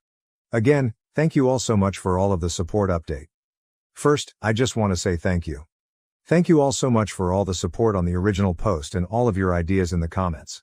I tried to reply to every comment, but there are so many that I can't do that, although I do read them all. Second, I want to do a quick FAQ as many comments are asking the same thing. So here goes. Move in with another family member, tell another family member. They all live 100 plus miles away and don't believe that it's serious. You can get your money back as you're the cardholder. Nope, I need a legal guardian to go into the bank with me to do that. And finally, hit him back. I am a weak, 5 foot tall 14-year-old. He is a strong, 6 foot tall 16-year-old. This would cause more harm to me because he would attack back harder, and my mum would punish me more. Next, to the people who have offered me money in PMs and the comments. Thank you all so much for the offer, but I'm not going to accept anything. As I've come to realize, the assault is far more serious than the money at the end of the day. Finally, on to my plan. After reading literally 100s of comments, I've decided that the best course of action is to leg it out of school to the police station on Wednesday, and show them my collected video evidence, and the bruises on my arms. Again, thank you all so much for your advice. Please let me know if this is what I should do or if there's a better alternative. Edit. Just got 3 videos of this story in a row on TikTok. That's absolutely crazy. Am I the asshole for criticizing the name my cousin picked out for her baby and ruining her excitement? My cousin Stephanie and I are really more friends than relatives. An important note is that she's not really online much, so can be out of the loop on certain memes and jokes in internet culture, and TBH, doesn't really understand the concept of viral internet references or how they work. Stephanie is pregnant and just found out it's going to be a girl. About a week ago she told a gathering of her best girlfriends that she's going to name her daughter Karen. The room instantly went cold, but after an awkward silence, everyone else politely said it was lovely. I couldn't bring myself to respond at all. Later in the evening, when Stephanie was out of the room, everyone was immediately like, OMG, that poor kid, and why would she pick Karen of all names? I was uncomfortable with this conversation, given that everyone had been so positive about the name to her face. I thought more about it over the next couple of days, and just felt really weird about the whole thing. The name is really loaded, to the point it could be detrimental to the baby, and Stephanie had no idea of the connotations to make an informed decision. So a couple of days later, I tentatively brought it up. I told her I was so excited for the baby, and just wanted her to have all available information when picking a name. I then started to explain that Karen has some negative connotations and has become sort of an internet joke to describe a specific kind of entitled middle-aged woman. Stephanie instantly was furious and started talking over me, saying, "Why are you saying this? This is so mean?" I was really surprised by her reaction. It felt very, very out of character, so I immediately stopped and said, "I'm really sorry. I didn't mean to hurt your feelings, I just wanted to tell you something I thought you might not know." She replied, "That's the name I picked for my daughter. And you think I picked it as some kind of joke? I don't understand why you'd say something so hurtful." When she said that, I felt like it signaled that she didn't really understand what I was trying to tell her, so after agonizing for a second about whether to press the issue even though she was so angry, I felt like in for a penny. In for a pound. And since she was already mad, I wanted her to at least understand what I was trying to explain to her. I googled Karen Know Your Meme on my phone and tried to show her the screen of results while saying, "Look, I'm just saying that there's more meaning to the name than you may realize." She stood up, pushed my phone away and shouted, "Wow!" She then stormed out of my home and drove away. My aunt and mom have been berating me all week, because Stephanie told them that I made fun of her baby name. Stephanie has not spoken to me or responded to my text since. I can take a hint and I'm not going to broach a topic again that caused so much distress, but I keep going back and forth on whether I was TA here by bringing it up in the first place. Note, in the original post, OOP was overwhelmingly given a YTA judgment in response to this post. Edit. Thanks everyone. I have been properly schooled, and I accept my judgment that I was TA here. Stephanie and I have a history of being extremely open and honest with each other. I was the maid of honor in her wedding, which we planned on being the case from a young age, and we always joked as teenagers that part of my duties would include talking her out of the marriage if the groom she picked sucked.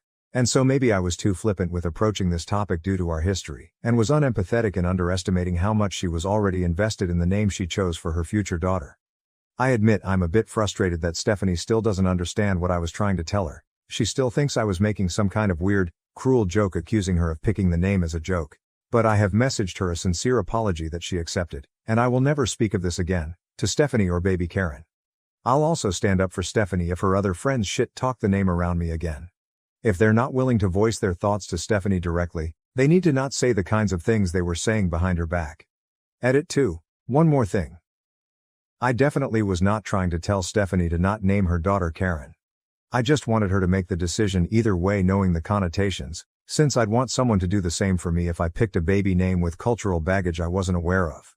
I realize now I handled it poorly and was hurtful to Stephanie in the process, but I just wanted to be clear that I wasn't actively trying to talk her out of the name. I just didn't want her to be blindsided if it came up later. Additional context from OP's comments. Stephanie and her husband have a deal on baby names where she picks girl baby names, he picks boy baby names, and they each have unlimited veto power for the other person's choices. He's on board with Karen Efek. We're all the same age, late 20s, but neither of them spends time online or is even particularly tech-savvy.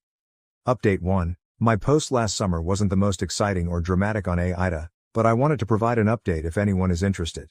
Baby Karen was born healthy and happy back in October. She's an absolute sweetheart of a baby, and I'm totally in love with her. Between March and May I didn't get to see her at all in person, but I was doing regular FaceTime, house party calls with Stephanie and Karen, and over the last few weeks, I've been going over to Stephanie's house to sit in her backyard and chat with Stephanie at Karen from a lengthy distance. I have 2 reasons for updating. First, I've realized since Karen's birth that her name has taken on new meaning to me. When I'm with her, Karen just means her, and I don't think about the other connotations. In other words, you guys were right. That said though, my second reason for updating is that Stephanie got back into her years unused Facebook at the beginning of the pandemic to keep in touch with people. She's been on it pretty regularly lately for the first time in years. Historically, she's not really been into social media. Most people in our area, social circle have been posting really heavily about BLM and the protests happening right now, as well as racial justice issues more generally. As a result, Stephanie has now come into contact with a deluge of Karen memes for the first time, and found them confusing and horrifying, especially the use of Karen as shorthand for a racist. I've basically just declined to talk about it with Stephanie, because it went so poorly last time, but both my mother and her mother have hounded me about it because it's upsetting to Stephanie, and said things like, "Is this what you were talking about before? Why didn't you say so? Why didn't you explain it better? You should have told Stephanie." And Jesus wept. You really can't win. Thanks again for all your feedback on my last post. It was very helpful in giving me some zen about the situation. Edit. Wow, I've been super overwhelmed by the flood of very kind, heartfelt PMs, and just one or two not so kind ones, as well as the comments on my other post. Thank you everyone. It continually amazes me how many nice and empathetic people frequent a sub devoted to assholes.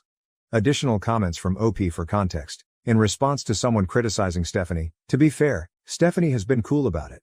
First, she saw a bunch of posts about the Central Park Karen, when that white lady was harassing the black birdwatcher in the park, and came to me asking me to explain why everyone was calling the woman Karen when her name was Amy. Since she's gotten back on Facebook, she often asks me to be like her internet culture interpreter. I immediately told her, "Sorry, I'm not having a conversation with you about this, because we had a major conflict over it last year, and I'm not getting into it with you." I think that was the first time she started to understand what I'd been telling her last year. And in fairness to her, she didn't bring it up with me again after that. As for my mom and aunt, they're kind of generally ridiculous. They tend to be extremely reactive to whatever is going on precisely at the moment, and if someone in the family is upset, they get over-involved trying to fix it. Stephanie has been venting to her mom about this, not about me, just how upsetting the memes are. And she and my mom have just been doing their normal thing of blowing it out of proportion, and now making it my fault somehow. I love my mom and aunt dearly, but they're not to be reasoned with. In response to another criticism of Stephanie, honestly, with my mom and aunt, it's easier to just wait for them to move on to the next shiny thing. I don't blame Stephanie at all. She's just upset and confused, but hasn't made it my problem at all. My aunt and mom just have a flair for the dramatic. In response to someone saying they still thought OP was TA because they only brought up concerns with the name for selfish reasons. I probably wasn't clear about this in my original post, and I think it's probably because that's the part I cut down when I went way over the word limit on that first post, but when I described feeling weird and uncomfortable over the couple of days I took to ruminate after Stephanie's announcement, the weirdness and discomfort was mostly a response to what happened with our friend group rather than just my own feelings about the name. I felt super uncomfortable being in the room while our friends shit-talked Stephanie's name choice after praising it to her face. I didn't have the presence of mind to call them out before the moment passed, and I sat with that guilt for a couple of days. I didn't want to tell Stephanie what they said, because it would be tattly of me, and I also didn't want to cause conflict within the friend group or upset Stephanie. So raising the topic on my own seemed like a good compromise at the time. I did wrestle internally with how to handle it, and clearly I missed the mark. In response to the comment, do you understand that there is a massive difference in being upset with your friends for their response, and approaching Stephanie because you say you want her to be fully informed of her name choice? These are two different things that you're conflating. No, to be clear, I didn't raise the conversation with Stephanie in lieu of scolding our friends. I brought it up because I thought they owed it to her to raise those points to her face if they were going to say them at all. Ultimately, I thought Stephanie was owed the knowledge of those connotations, whatever she chose to do with that knowledge. Also, I don't know how to explain the context of our relationship, but Stephanie and I have a lifetime of shared radical honesty with one another, from the inconsequential, telling each other when outfits are unflattering, to the difficult, when she gave me a come to Jesus talk years ago about how someone I considered a close friend was super shitty to me and that I should end the friendship. Based on our extreme closeness and shared history, this conversation felt like the right move at the time, even though it ultimately backfired. Update 2. Hi all, I've gotten a few PMs over the last couple years asking for updates, and since we just celebrated Karen's 3rd birthday, I wanted to circle back to anyone following this story. First of all, baby Karen, not so much a baby anymore, is doing amazingly on her developmental milestones. She's a very bright child, sharp as the sharpest tack, and extremely tuned into her environment. Some of what she says is already fully in complete sentences, which just makes me want to cry when I hear it, because it seems like Stephanie was giving birth just yesterday. Karen loves books already, and will intently study the pictures in them for huge stretches of time and claim to be reading. And you would not believe the uncomfortably incisive questions she's already asking. I am fully convinced this child is going to grow up to be an actual genius. Regarding the name, unfortunately, when Karen started daycare earlier this year, she started getting grief for her name pretty quickly from the older kids. The daycare she attends mixes the ages together at a couple of different points throughout the day, and while there fortunately wasn't much direct bullying, 2 of the age 5s must have heard and internalized the derogatory connotations of the name Karen at home. As a result, they found her name absolutely hysterical, and they kind of spread the idea to the other kids that there was something funny wrong about her name.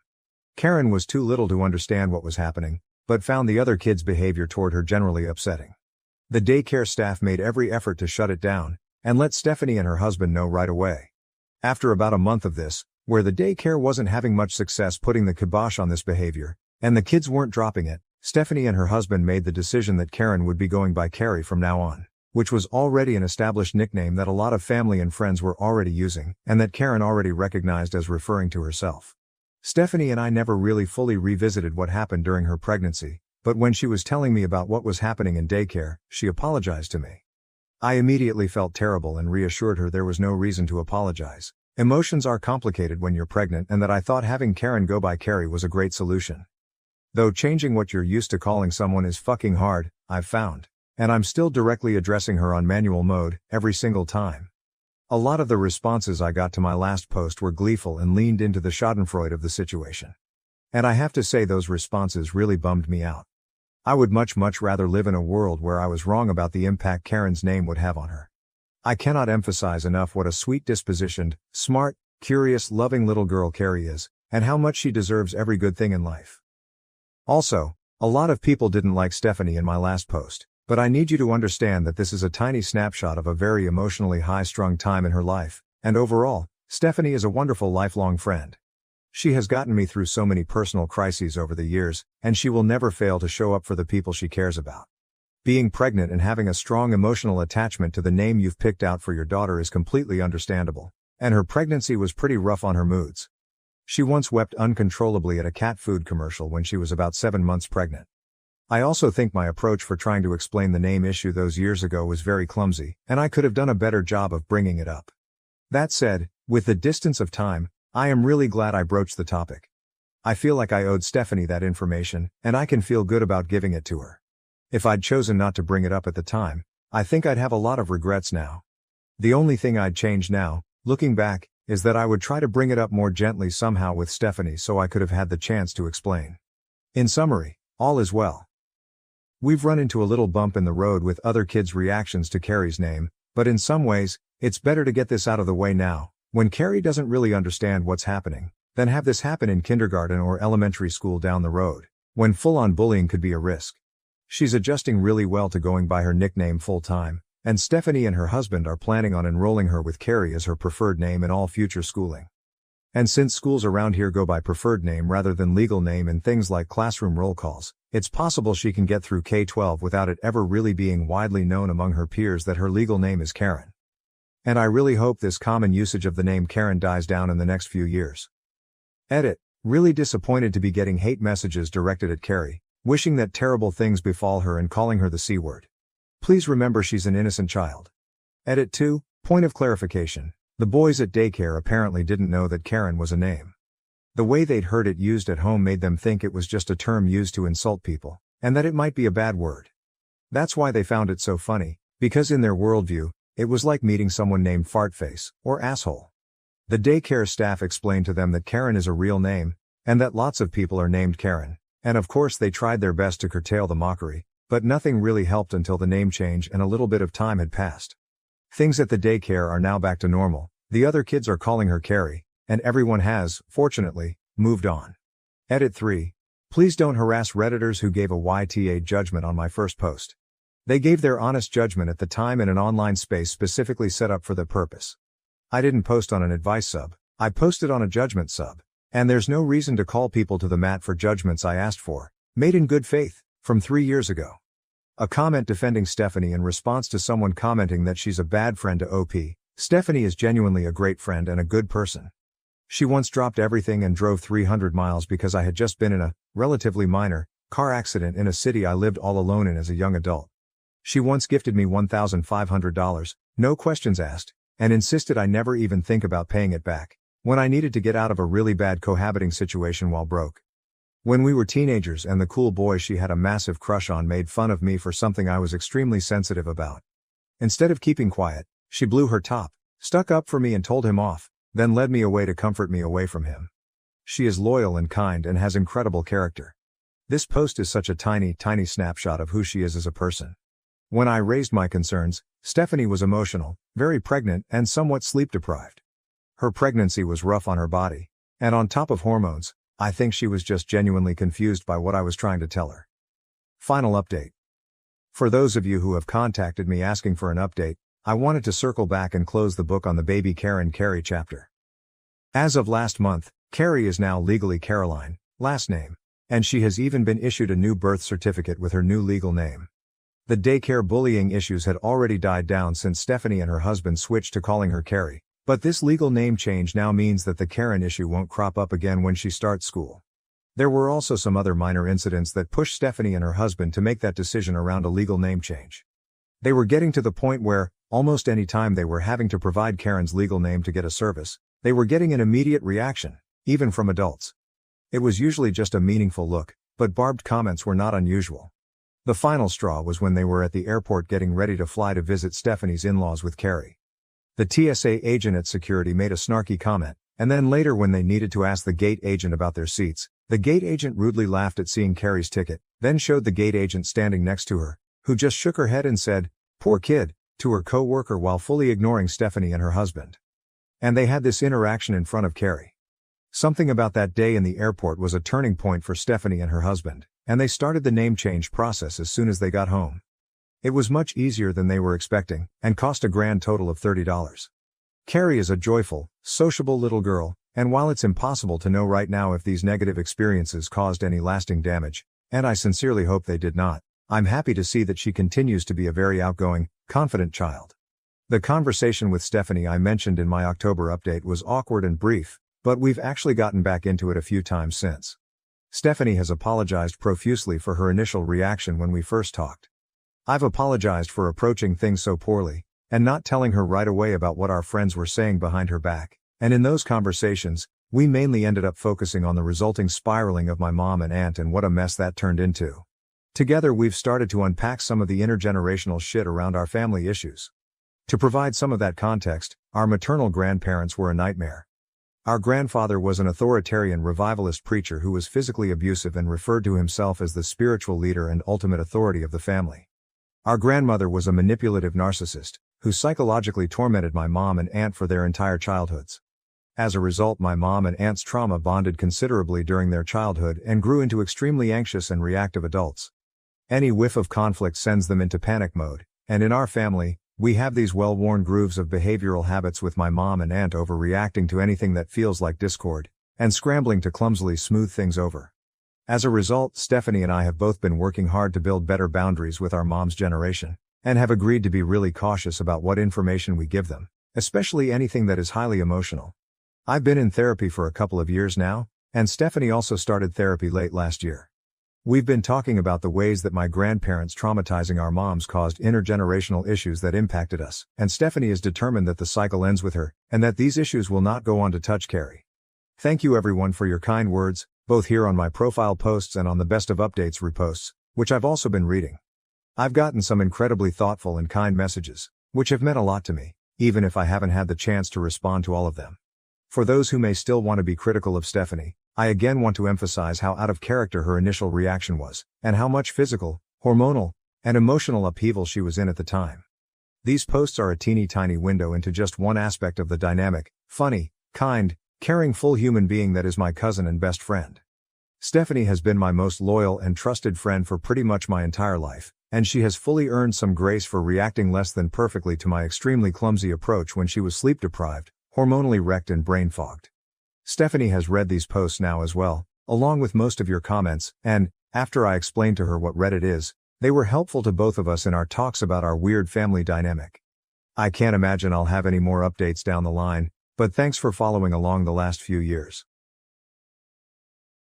I discovered my so of 3 years was texting back and forth with another person every day and was sending nude photos to each other.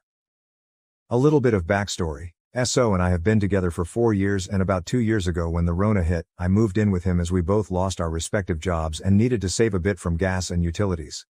Since then I have found a new office job and so takes some odd jobs online, but he basically stays at home most of the time. So has always been on the controlling side. He wanted me to cut all my male friends from my life. Hindsight is 20/20ths, I know, but in his defense, he also cut all contacts with women, or at least to my knowledge. So has always been very adamant that he doesn't condone cheating, and even if someone else in his life was a cheater, he would cut them out of his life. The relationship has had its ups and downs. We have had a fair share of arguments, and a few months ago we hit a rough patch, but recently things were looking okay for a while. Or so I thought. So has become quite guarded with his phone lately, including hiding it if I look over his shoulder. He has never done this before, and it's very not like him. I am very open with my personal tech items. He's always welcome to look through my phone and laptop because I have nothing to hide. We even know each other's phone passwords. My gut feeling kept telling me that something was wrong, so when I got up for work this morning while he was still sleeping, I admit, I shouldn't have done what I did. I took his phone from the nightstand and checked out his conversations. So has been chatting with a girl he met online, 25. I only skimmed through the last few messages as I didn't want him to wake up and catch me snooping, but they have been texting back and forth every day while I was at work and sending each other nudes. I was so shaken and disgusted. I don't know when it all started, but I assume it's been at least a month because that's when I first noticed the suspicious phone guarding behavior. Honestly, no matter how much I look for a solution, there's no coming back from this. I know I have to leave. I haven't confronted him yet because I don't want him to try and persuade me to stay or spin it that it's my fault. I also don't believe in closure, so there's really no use in telling him that I know. Here's where I need advice. I have a place to move to and I have to move all my stuff. I don't want to have him damage my stuff to spite me or something. He has a history of throwing my possessions when angry, so I'll have people come help me move when he's not in the house. We have separate finances, so that's not an issue. The problem is, we have a dog. I adopted him with his approval when I moved in with him. I'm saying it's technically my dog since I do 90% of the dog activities. He rarely takes him out and I buy all the dog toys and dog food. Basically, he's the fun parent that gets only the pets and hugs. I know he loves the dog and the dog loves him, but I don't think he'd be able to take care of him and get up at 6 a.m. to walk him. My baby is also too used to the house and us, and he'll probably be stressed out if I move him. Should I take the dog with me without telling my soon-to-be ex, or should I leave the dog with him? Another thing I need advice for is, should I leave him a note or a message with any explanation? Update 1. First, I'd like to thank everyone who commented on my previous post. It really helped put things in perspective for me. A few people asked for an update. It will be a lengthy one, so brace yourselves. One particular comment stuck out to me, that my pet doesn't know what's best for them and they could roll in literal shit and be happy, which really solidified my decision. As a preface, I'd like to apologize. I was paranoid that I could be found out, so I altered a couple of details in the original, one of which was that we owned a cat, not a dog. However, I was still doing 90% of the caring for the cat. On to the update. After reading all the comments and making the decision to take the cat, I called my best friend, her boyfriend and my parents to tell them I'm breaking up and discuss logistics. I also told them to not mention anything in writing on the off chances that SO sees the messages.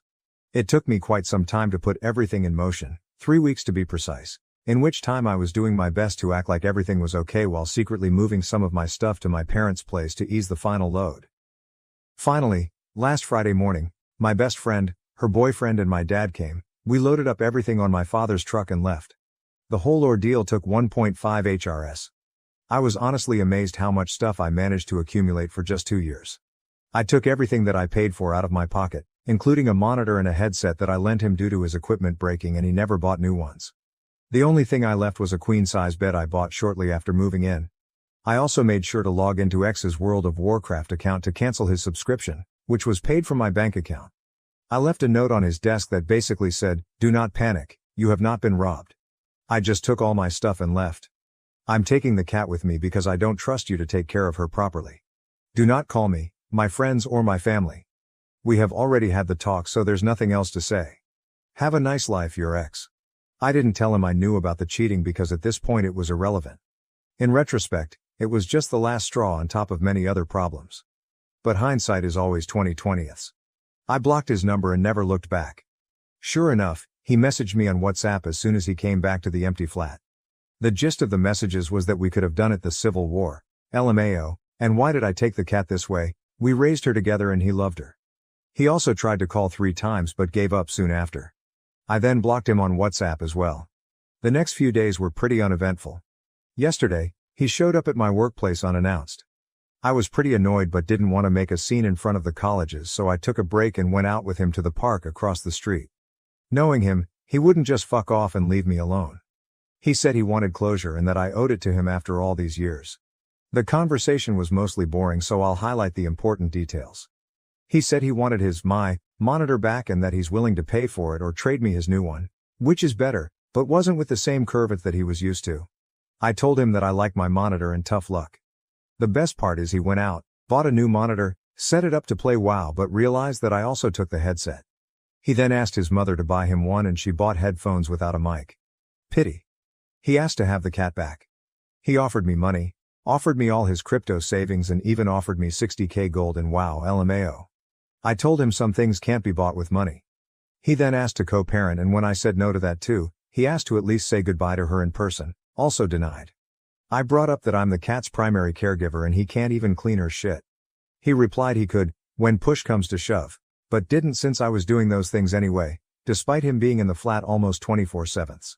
I also pointed out that if he really loved the cat that much, he'd want the best for her and to be with the one who takes care of her, instead of wanting to keep her for selfish reasons. He kind of agreed on that. The most baffling part, he offered to pay me to go grocery shopping together. We used to do that all the time when we were together. I pointed him to a couple of sites where he can buy groceries and have them delivered. He said it was too much work. I told him to adjust and evolve. He also apologized one too many times for hurting me, to which I replied every time I wasn't hurt, I was just disgusted and cringed at the conversations I read, to which he got offended and mumbled that it was private, you know. Not once did he mention the side chick, even then he didn't have the balls to admit to the affair. In their messages there was a recurring joke that if he comes to the hotel where she works, they'd have to fuck in the janitor's room. I brought her up a couple of times, told him I wish them both the very best and since I left him the bed, he doesn't have to worry about fucking in the janitor's room anymore. He asked to be friends multiple times. I told him, also multiple times, he betrayed me and he's a pathological liar and I don't want to be friends with a dishonest person. He legit couldn't comprehend how his dishonesty impacts a potential friendship. He said he wanted to tell me he wasn't committed to me anymore but couldn't bring himself to do that. I pointed out the hypocrisy of him blowing up at me for platonically talking to male friends online but he cheats the moment a semi-attractive woman comes his way. He said that a woman cheating on a man is the greatest sin but a man cheating on a woman is not so severe. What the actual fuck? The rest of the conversation was him trying to play buddy-buddy and talk to me about his life and me reminding him that I'm not interested in his life and that he's a closed chapter to me. After what seemed to be eternity, we said our, hopefully, final goodbyes and I went back to work. In conclusion, for the past week since I left, I've felt like a huge load have dropped off my shoulders. I have all the time in the world, I'm working on myself, I'm reconnecting with people I haven't talked to in years. I'm trying to live my best life and I don't regret anything. There were good times, there were bad times. It was a valuable experience and a lesson learned what to look for in a partner and, more importantly, what not to overlook. Huge thanks to everyone that commented on my post. You really gave me the push I needed to make what I hope is the right decision. Update 2. I was contemplating whether to write this last update or not. A bunch of things have happened since I last posted and eventually, I figured we are all more or less people who laugh at their own farts and enjoy the occasional justice boner, so I decided y'all might appreciate how karma has caught up with X. Disclaimer and some background. I left out a lot of information in the original post and altered a lot of details to make sure X does not find the post and connect the dots. Our real ages are 28, him, 33 me, and 34, side chick. X and I were together for almost 7 years. Note 4. X had a chronic disease, nothing fatal if treated, very manageable and a lot of people with the condition can work. He was of course using it as an excuse not to work, even online work, and mooch off me. We lived with his mother who was supporting his narrative that he is too sick to work. X was abusive, first only verbally but it progressed to physical abuse. I omitted most of this information in the first post because I wanted an unbiased opinion whether to take the cat or not. Even though the cheating was the last nail in the coffin of our relationship, I was actually contemplating leaving him for almost a year before the actual fact and on occasions where he ramped up the abuse. I will withhold giving examples for the time being because the topic might be traumatic for some readers. My last update ended with my ex coming to work to offer me pixel money for my cat. This was in August 2022. I vacated his flat at the end of July. I thought everything was said and done and I would not hear from him again. Spoiler, I was wrong. Since the breakup he has messaged me about every 3 months on Discord for various bullshit, like how he lost his best friend or asking for photos of the cat. I didn't block him there in case either of us needed to exchange items we forgot at our respective places. Sometime in March I found out by chance that he's still using my old League account. He has been banned on 3 different accounts for toxicity. I gave him the password while we were dating, but I did not think he would have the audacity to continue using it after we broke up. The kicker is, all it would take would be to ask me to use it and I would have no problems with it. It really rubbed me the wrong way that he could message me with his woe is me crap on 4 different occasions but conveniently forgot to mention that he is still playing on my account. I wondered for about a week whether to let it slide or to just change the password. Then he contacted me again about wanting to ask me something. I shot this down and reminded him that I explicitly told him not to contact me. He said okay. This lasted for a fortnight until he messaged me again, saying that he will ask his question regardless. I pointed out how I told him not to contact me and he could not respect even that. So he has learned nothing as he still does not give a fuck about other people's boundaries. The question was, what did it feel like to be with a complete monster for 7 years? Why did you stay for so long? Apparently the lad was going through some kind of epiphany phase. There were a lot of crocodile tear-laced explanations that followed. The gist of it was that he was doing some reflections. He realized he is a complete lunatic and needs help and apologized for how he behaved. I also found out that he spent all his savings and disability money, including the crypto he offered me for the cat. So he could not take me up on the offer to buy my LOL account. Sag. Also, to nobody's surprise, his little affair did not work out. I did not ask for details, but what he said was, I think I finally met a person who is more sick and broken inside than me, which is quite an achievement. Few months prior to this revelation, a WoW friend from the side chicks country messaged me. For context, we are all Europeans and play on the same servers.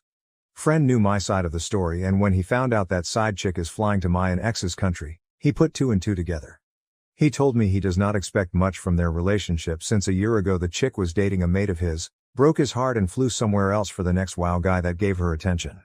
Knowing these facts and after what my ex said, I mentioned to him how it was ironic that he cried cheating if I was 5 minutes late after work, but decided to involve himself with a woman who was practicing cheating as a sport. He agreed that it was quite ironic indeed and that he had to lay in the bed that he made, which was sort of mature on his part I suppose. Also, did I mention he was too dumb to wire his own debit card to his WoW account? This is why he could not play anymore.